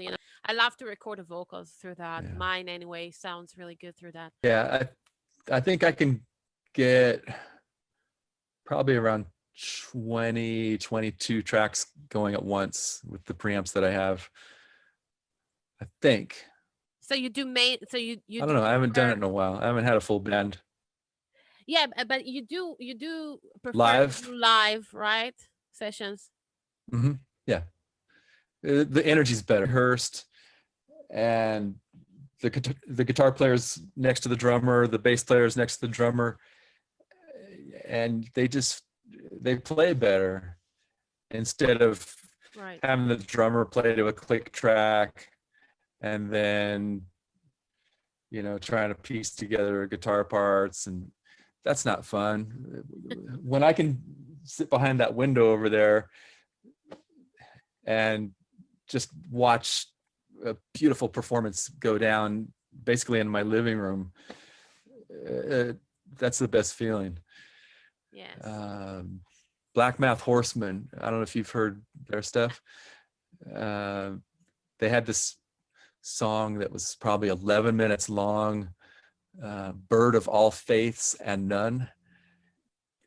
It's so dynamic. It has really mellow parts and it gets huge. But they came out here and just recorded that one song. They set up, we got basic levels, and we talked for a little bit, maybe had a little wine, and it was like, okay, let's give it a go. They came out here and just destroyed that song. It was so beautiful. And I stood there behind the window just with my jaw hanging. It was one of my favorite moments here ever. Yeah. And I just want to be a fly on that fucking wall. Also, Karma to Burn. I'm sure you had some, great sessions with these guys. Yeah, that was fun. Also jam, and yeah, that was pretty special. Yeah, they came in just one night to do like a bonus track or something for a split single. They did Black Sabbath, Never Say Die. And they brought John Koneski to play guitar solo. He's from Tenacious D. He's like the lead guitar player in Tenacious D, and he's fucking amazing. And then they had, let's see, I'm trying to remember the name of the other band. They were going to do a split single with the other band. That was Rich's band from Karma to Burn. It's going to drive me crazy. I'm going to remember it after this. But we did 2 songs, and we actually sent it to the mastering guy, I think that night, and he had it mastered the next morning. But the Karma to Burn guys were so stoked on the studio and everything was set up. They were on their way out to Arizona, I think, to record an album. And I was feeding the horses, and I came back in, and Will said, "Hey, Scott, what are you doing for the next couple of days?" I said, "I don't know. I don't have any plans." "Why?" He said, "Could we record now, do our record here?" I said, "Sure." Let me make sure my wife doesn't have anything planned. I think my schedule's open, And so that was it. They called the guy in Arizona and canceled their session. I felt really bad for that guy because I know what it takes to get set up, But yeah, they hung out for a couple of days and just blasted through it all. I think every song was first take. Those guys were so tight, and there might have been I think he doubled all the guitar parts, and he would just sit in the control room with me and got him set up, and he would just play along. Next, just boom, boom, boom, boom, and you could never get back to that point. You had to nail it. And the Kyuss records that I played on were live to tape. We'd get all the basic tracks done. I don't think I did any bass overdubs in the Kyuss days. Maybe I can't think of one song. Maybe one song. I think 1 Inch Man, I had to redo a bass track because the tone wasn't matching or something. Why will you reference guitar always? Like, you need to take a break for a second and listen to the references. So guitars, drums, and bass. What do I listen to?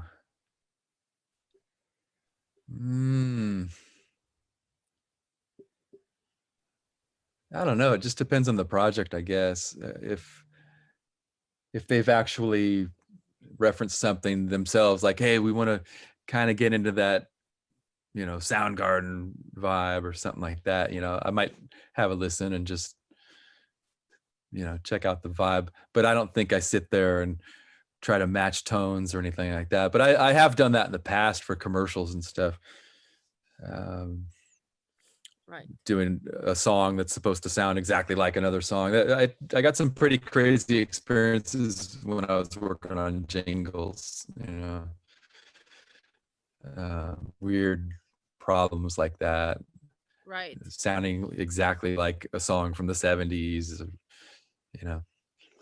You're using if that plugins makes any still, sense. because you said you mix on Portal. So tell me, Mhm. what are the plugins that you use the most? Like the ones that you really enjoy using. Mm, I like the Universal Audio LA2. That smooths things out.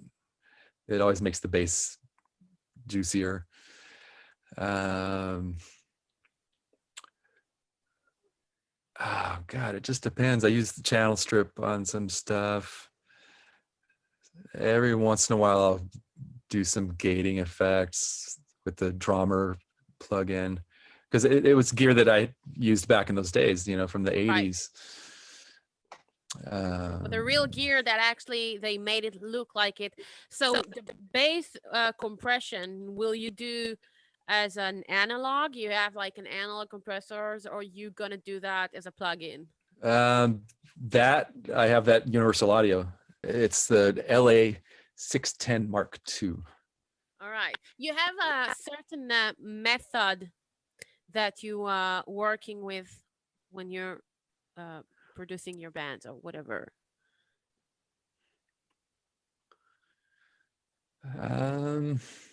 No, It really depends on just the project. I think I have instincts. Yeah, every project's a little different. I learn something every time, and it's always nerve wracking. Like the night before, I don't sleep, I and know all about it. I get kind of nervous, and it's always fun. It always turns out being really fun, and you make friends for life. Um, I like working with young bands that maybe don't have any studio experience, and when they have a good time, it's awesome. And I've had bands that have recorded in bigger studios, and they say how stressful it was, but how fun it was here, and that makes me feel really good. We have a barbecue outside, and there have been a couple of bands. The main focus seems to be having a feast, and then we'll be sitting around. You want to try one? Yeah, let's. They're calmer. Maybe their nerves aren't so crazy anymore, and get more relaxed. Yeah. I feel bad when I don't utilize this all the time. Sometimes I'll go for a couple of weeks without even setting foot in here, and then all of a sudden I'll be in here every day. But I'll come in and walk through a spider web. I'm like, stupid. This is here. I should be doing stuff all the time. But you know, there's so much going on outside too with the horses, and Right. we're expecting big floods pretty soon. When we get the Oh, rains coming, we're just below the burn zone, so we're like getting ready for floods. We're hoping to get a generator system connected to our house, like a backup generator, and we're getting a big tractor in case we have to make dams to keep the water away from the house. And yeah, it's gonna get nuts. I mean, I'm saying like it's with all the sometimes the distractions outside, yeah, making it hard to Yeah, enjoy what you have. But yeah, yeah, I get it. I wanna just before I'm releasing you, and I promise it's gonna be soon. But I just really I wanna. It's not gonna be every day that we're doing that. So I'm just like I want to ask you a few questions about the solo album that you've made and mhm. released, Tunnel Vision Brilliance, at 2006. Is that right? Yep. So it's it's very I could hear a lot of Pink Floyd there and Beatles too, and that's what I like. You sound like Gilmore. When I closed my eyes and Ah, I was like, is it David Gilmour singing? But for me also, because I'm from Israel, I guess wow. I don't understand so much about the accents and all that. For me, all English is English. So maybe that's why. But I don't know, the tone and the way you you sing a sound to me so much like Gilmore, and which is one of my favorite um, artists. And He's probably my favorite artist. I was thinking the other day when somebody was talking about how crushed they were when David Bowie died.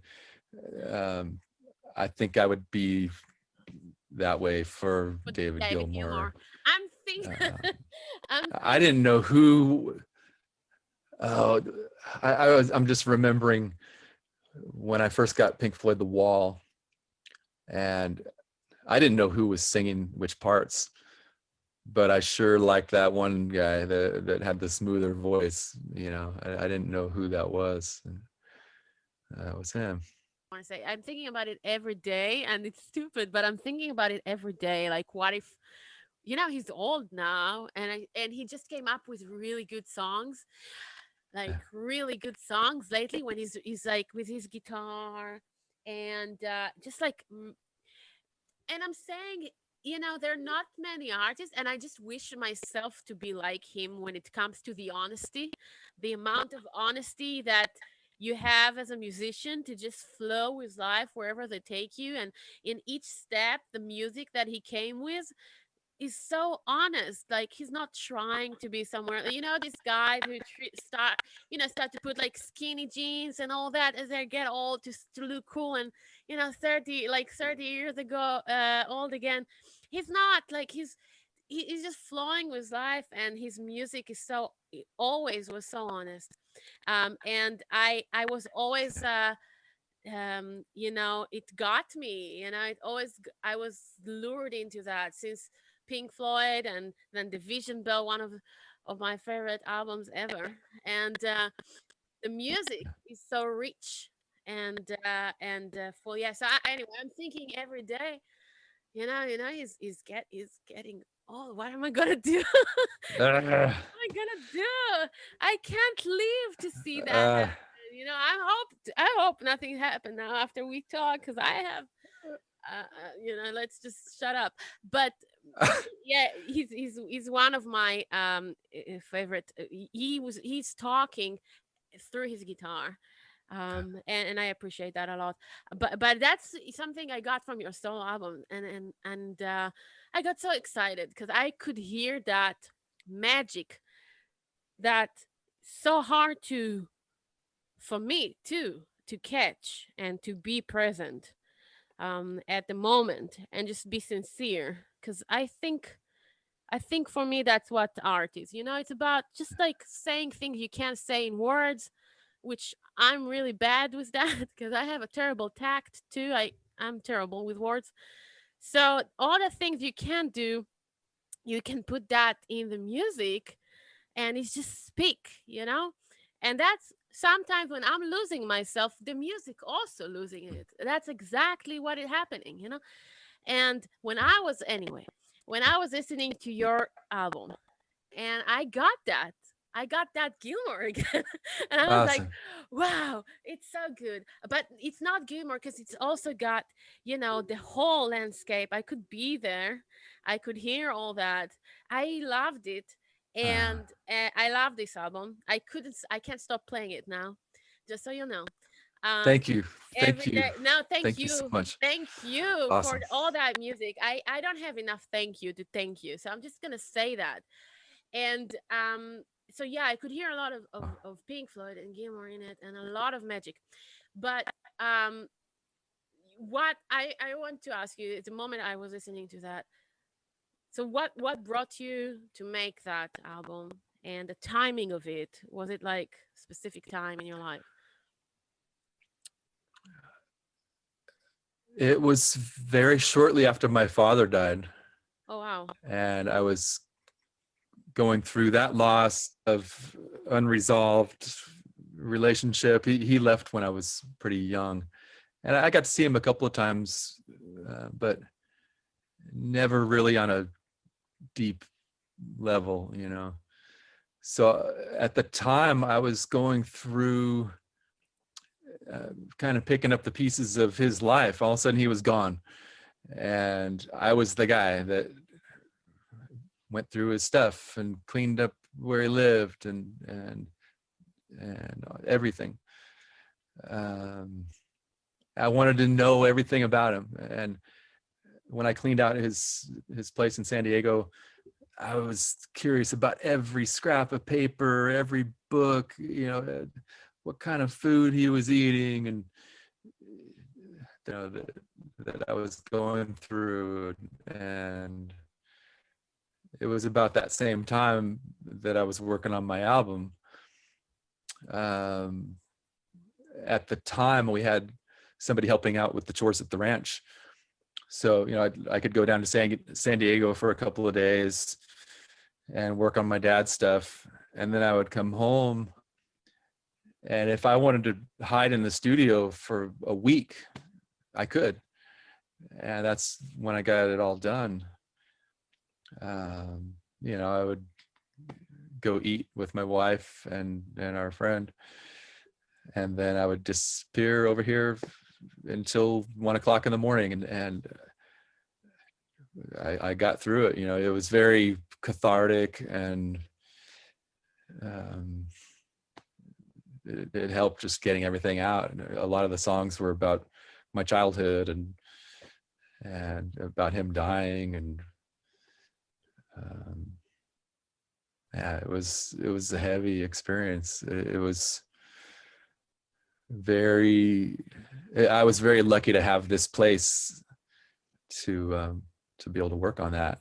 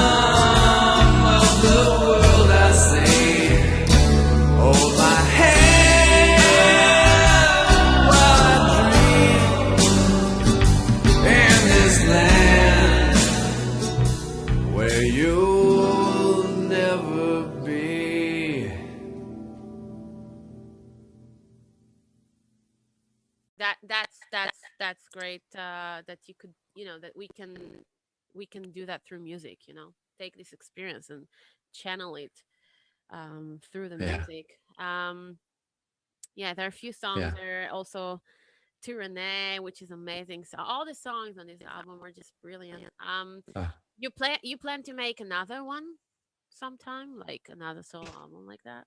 I don't know. Do When I it. come up with a new song, I just spit it out on.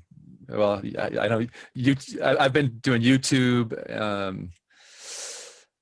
There's a company called TuneCore. Yeah. I don't think they have like a library of my music, but they get stuff out to iTunes, and Right. um, I don't remember what the fees are, but you pay them like $50 a year to put a song or an EP on iTunes. Yeah. And then they collect royalties, and so yeah, I'll probably just continue to put out song by song. I don't want to like sit for 5 years so I have a whole collection, you know. I don't know, angry or sad or reacting to something. You know, I'm not good at just going in and saying, okay, I got a deadline, I got to make an album in 30 days. You know, it could take years, and I don't know if I have years. You know, you never know these days. Oh my god.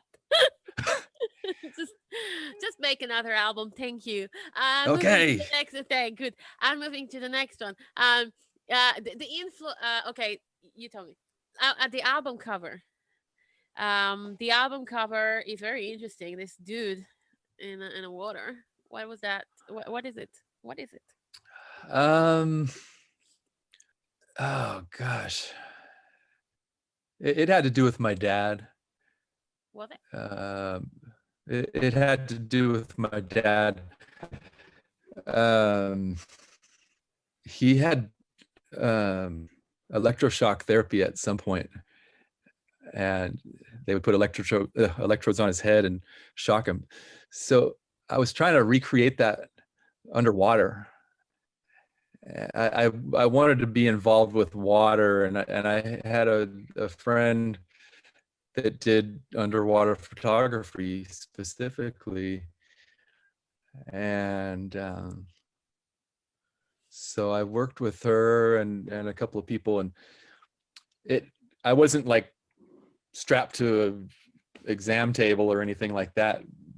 I was just floating, and we kind of went more towards making it a peaceful thing instead of a violent thing. And they added it was actually I think Adam Jones himself was painting those. They had like suction cups for electrodes on my Yeah. body, and he painted like veins and stuff. And then there was this other lady, Heather, that made the wires. That's all computerized. But yeah, I was in the It's you? swimming pool, and it would just be like, hold your breath as long as you can, and let the air out. Yeah. Okay. I think I was 40 at that point, and I think I had just turned 40. I'm 55 now, so yeah, it's been a while. So it'd be like, okay, take a deep breath and blow it out so you sink. You don't want to float. So I would just let the air out and just lay back, and I would sink to the bottom, and they had a couple of photographers in there, and some crazy lighting things that they built just for this project. And Did you but it was kind of about the research done on my dad that was the reasoning for that, with the electrodes and all that. did you mix it? Did you mix this album yourself? The solo album? Mm-hmm. Yeah. I played everything on it, recorded everything. There was one part that Danny Carey did. There was a little drum fill at the beginning of Day of Never Ending. Yeah. That kind of weaves throughout the song. That was actually Danny Carey on that. that this song should be on the radio like Other than that, it was all me. every day. I went to the YouTube and Ah, you just see how much of a fraud the whole ah, system is. Because when I look at YouTube and I see on the play, like what was it, like 300, or I don't remember, and I'm like, nah, this album should be like 2 million, because that's just ah.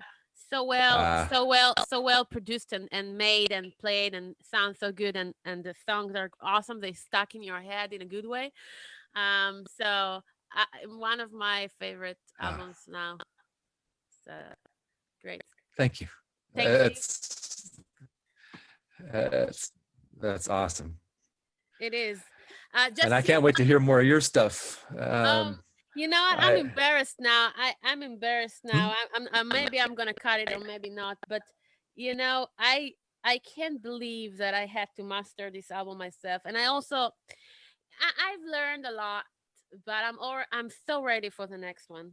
I'm so ready for the next one um because I need to get some analog sound on my bass and drums, and um I need a mastering engineer, because I can't do that myself.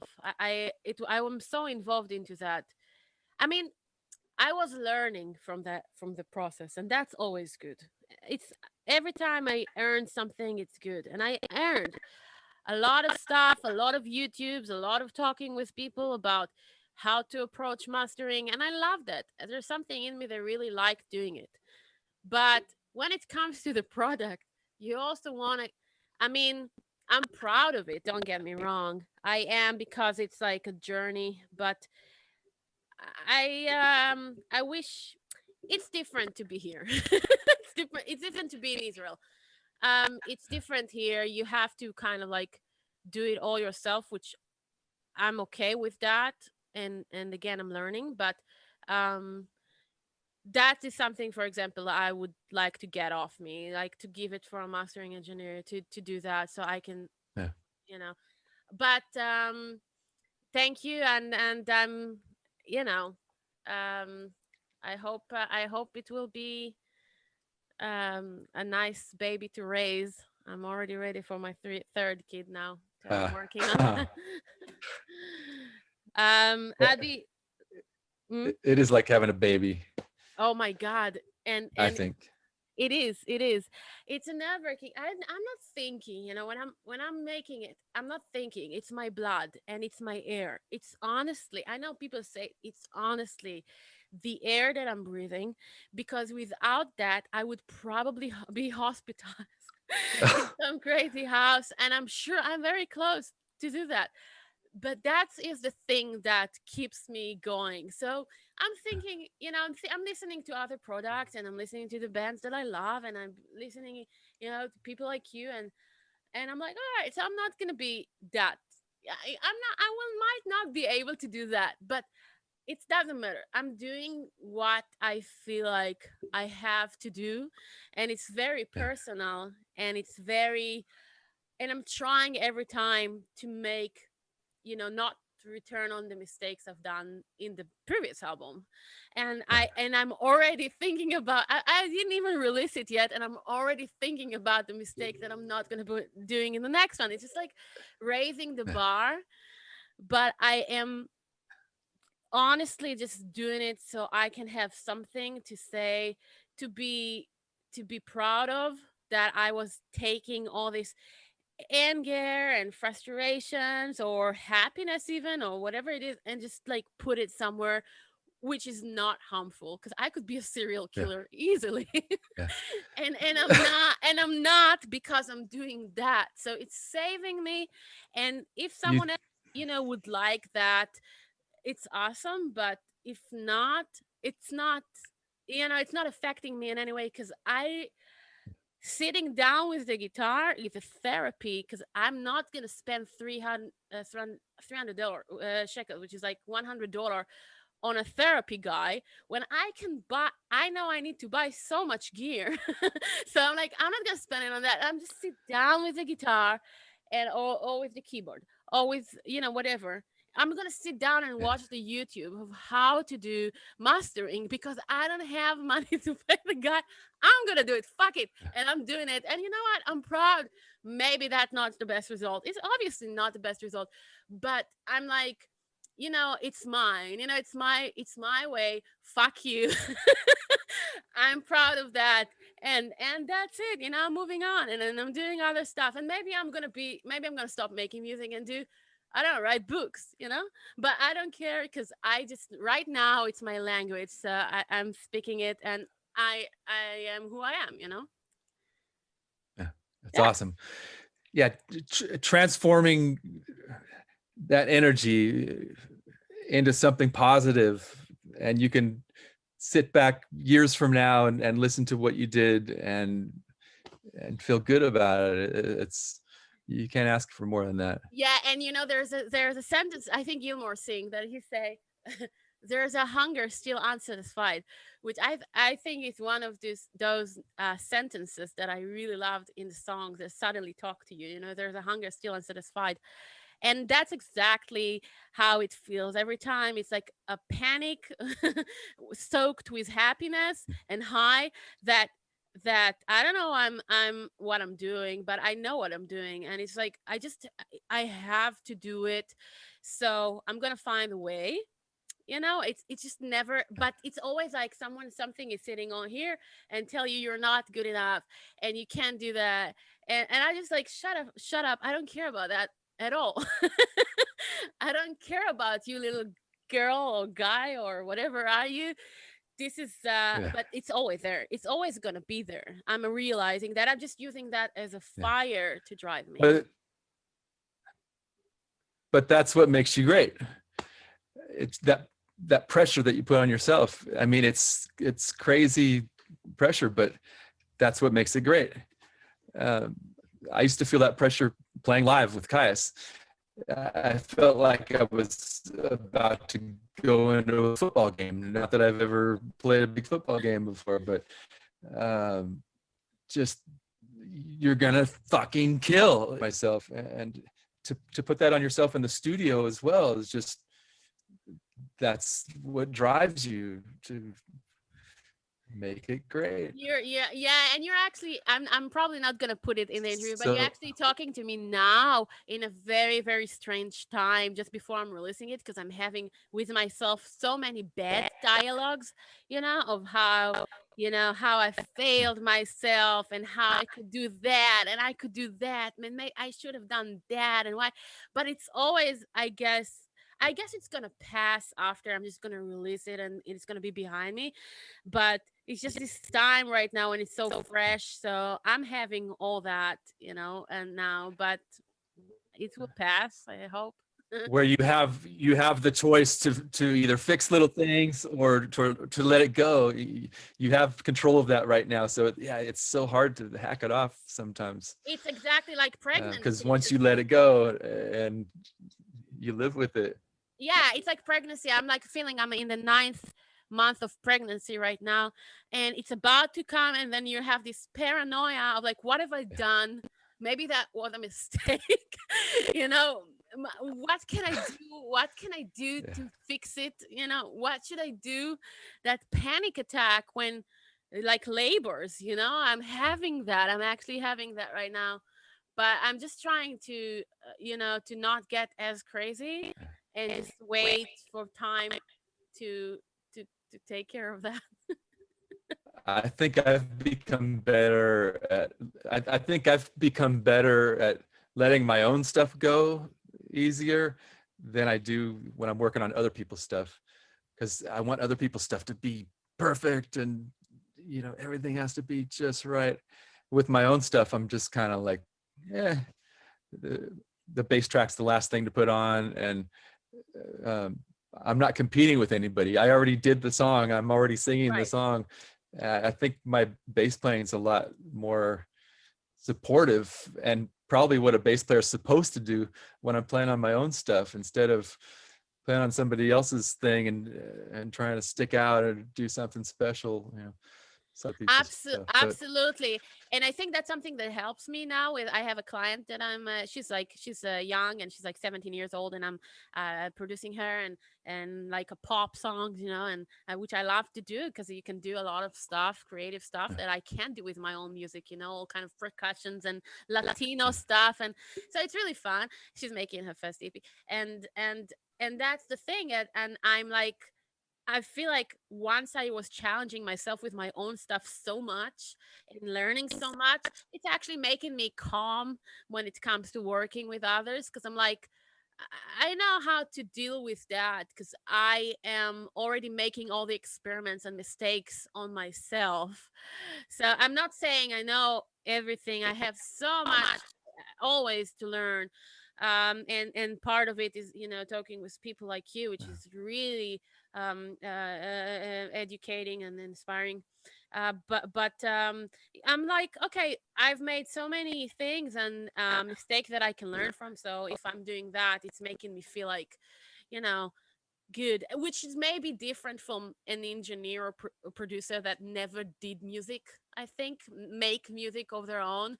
I'm not saying they're gonna be bad, no, but there's something that when you do something yourself, and you kind of like know how it feels, and you're making mistakes and all, and you're challenging yourself, and when you take a project, if you can deal with it or not, like if it's too much, or it's you can nail it, it, like you kind of know it. I guess. So yeah, I can't imagine trying to be an engineer without having a musical background. I don't see how you could do it. I'm sure there are many engineers like that, but it's really strange. You're right. Oh, I was just going to say, I feel like I can put myself into the musician's shoes and know what's going to make them comfortable, whether it be being in the room with the bass amp and getting sustained for the guitar player or anything like that. And exactly. This is why anything that needs to be cued. I remember cutting vocals one time, and the singer was having a hard time with the melody. He was having the melody sung to him. And then I mentioned to the producer on this thing, how about we put a piano guide track and just have it in his headphones to sing along to, so he'll have those notes. And they tried it, and the singer nailed it, and was like, thank you so much, man. Exactly. This is really important to know what the musician is going through when you're working with them. I think that's why people are feeling, very comfortable with working with musicians themselves. Before I just a few fun questions before letting you go. I can't let you go, Scott. A few more questions. I want, this is like fun questions. The most craziest show you have done, and remember to tell me about it.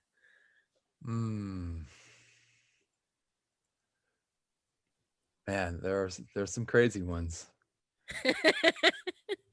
I know, that's why I'm asking.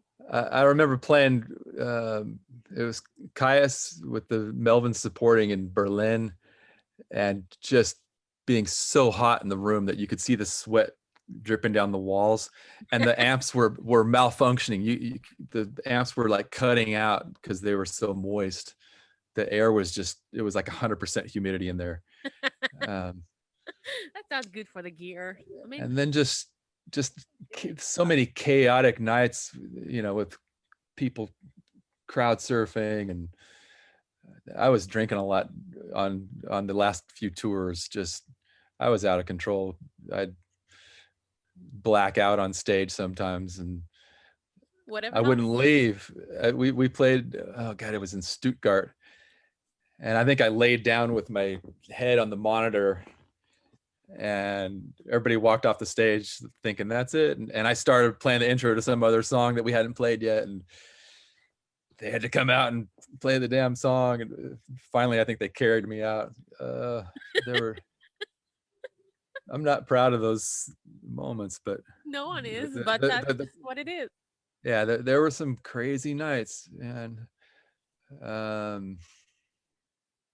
think the last show we played was it was like a Communist Party festival in Italy. Oh. Soundgarden was the headliner.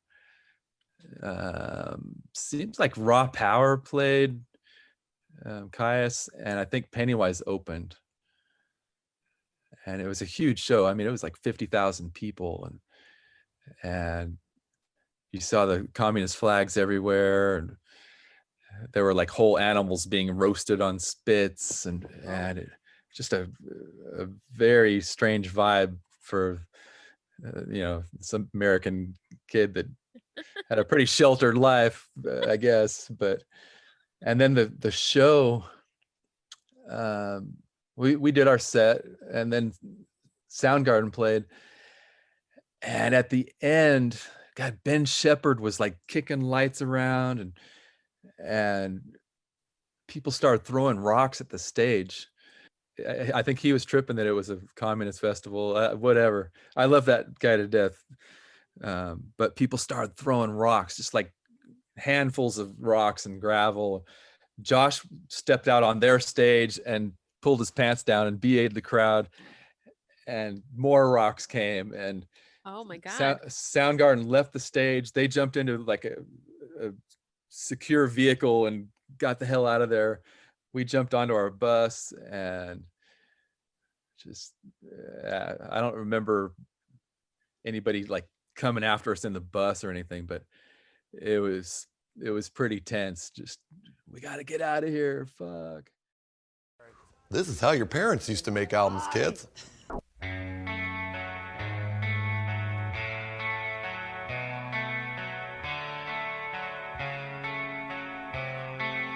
Under the water, it's cold and it's gray. My torrid autumn, another season decays. Open up the hollow, and my walls come down. Tell you it's a problem just when no one's around. But then I know what's wrong.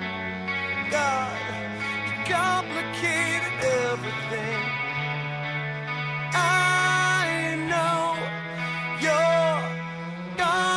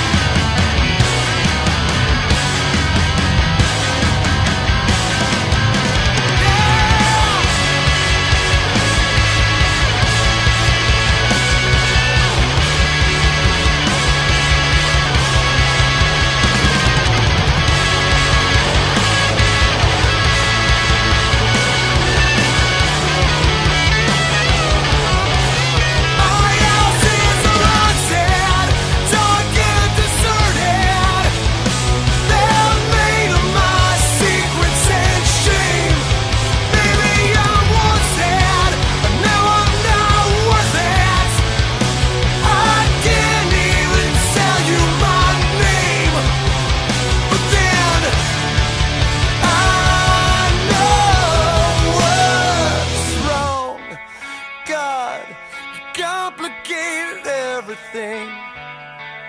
I know you're wrong, God. You took it all away from me.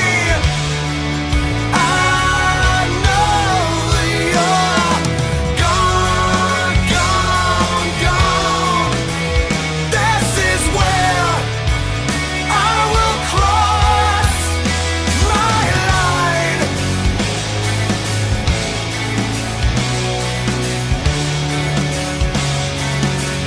I am crossing my line.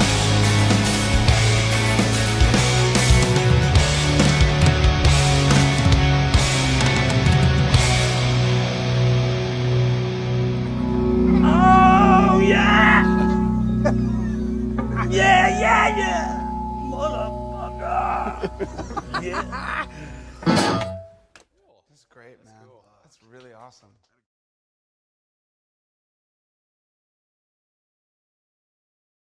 I'm not sure English. I'm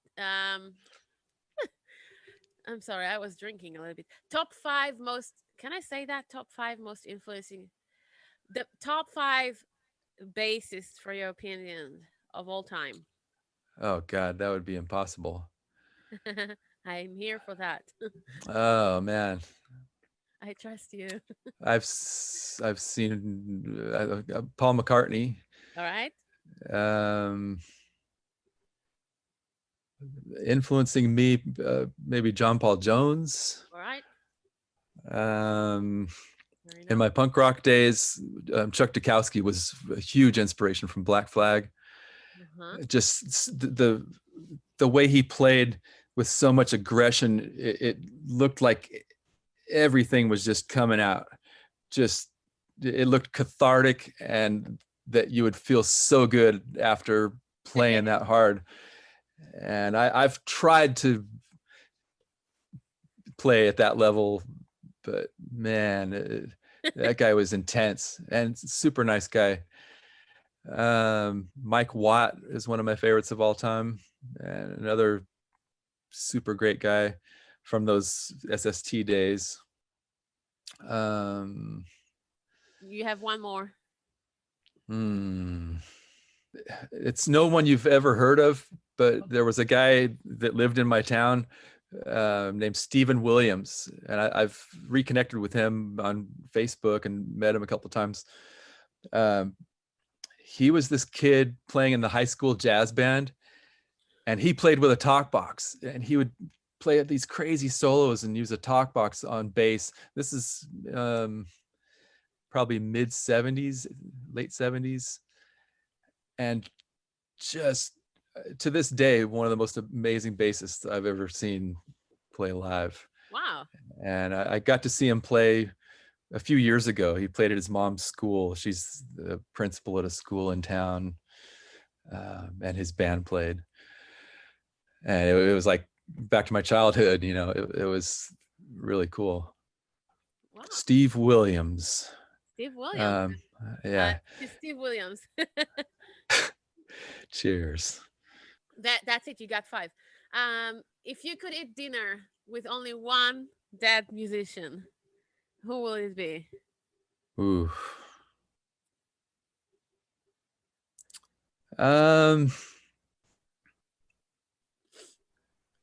Man, that's tough. Hendrix, maybe. Will you order shrimps, or just like?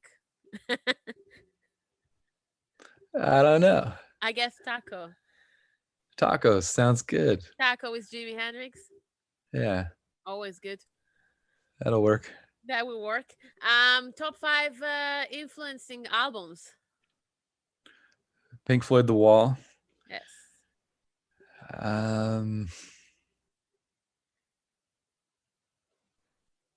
God, I don't know. There were so many punk records that were a huge influence when I first started. From Black Flag to the Descendants to the Adolescents.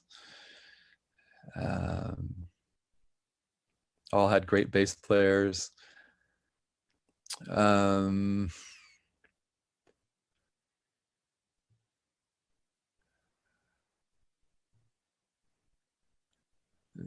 definitely Beatles stuff, you know. Beatles. Which one? Revolver. All right. So you have two more. That's I listened to a lot of Beatles when I was a kid. Let It Be, I would add to that. Okay.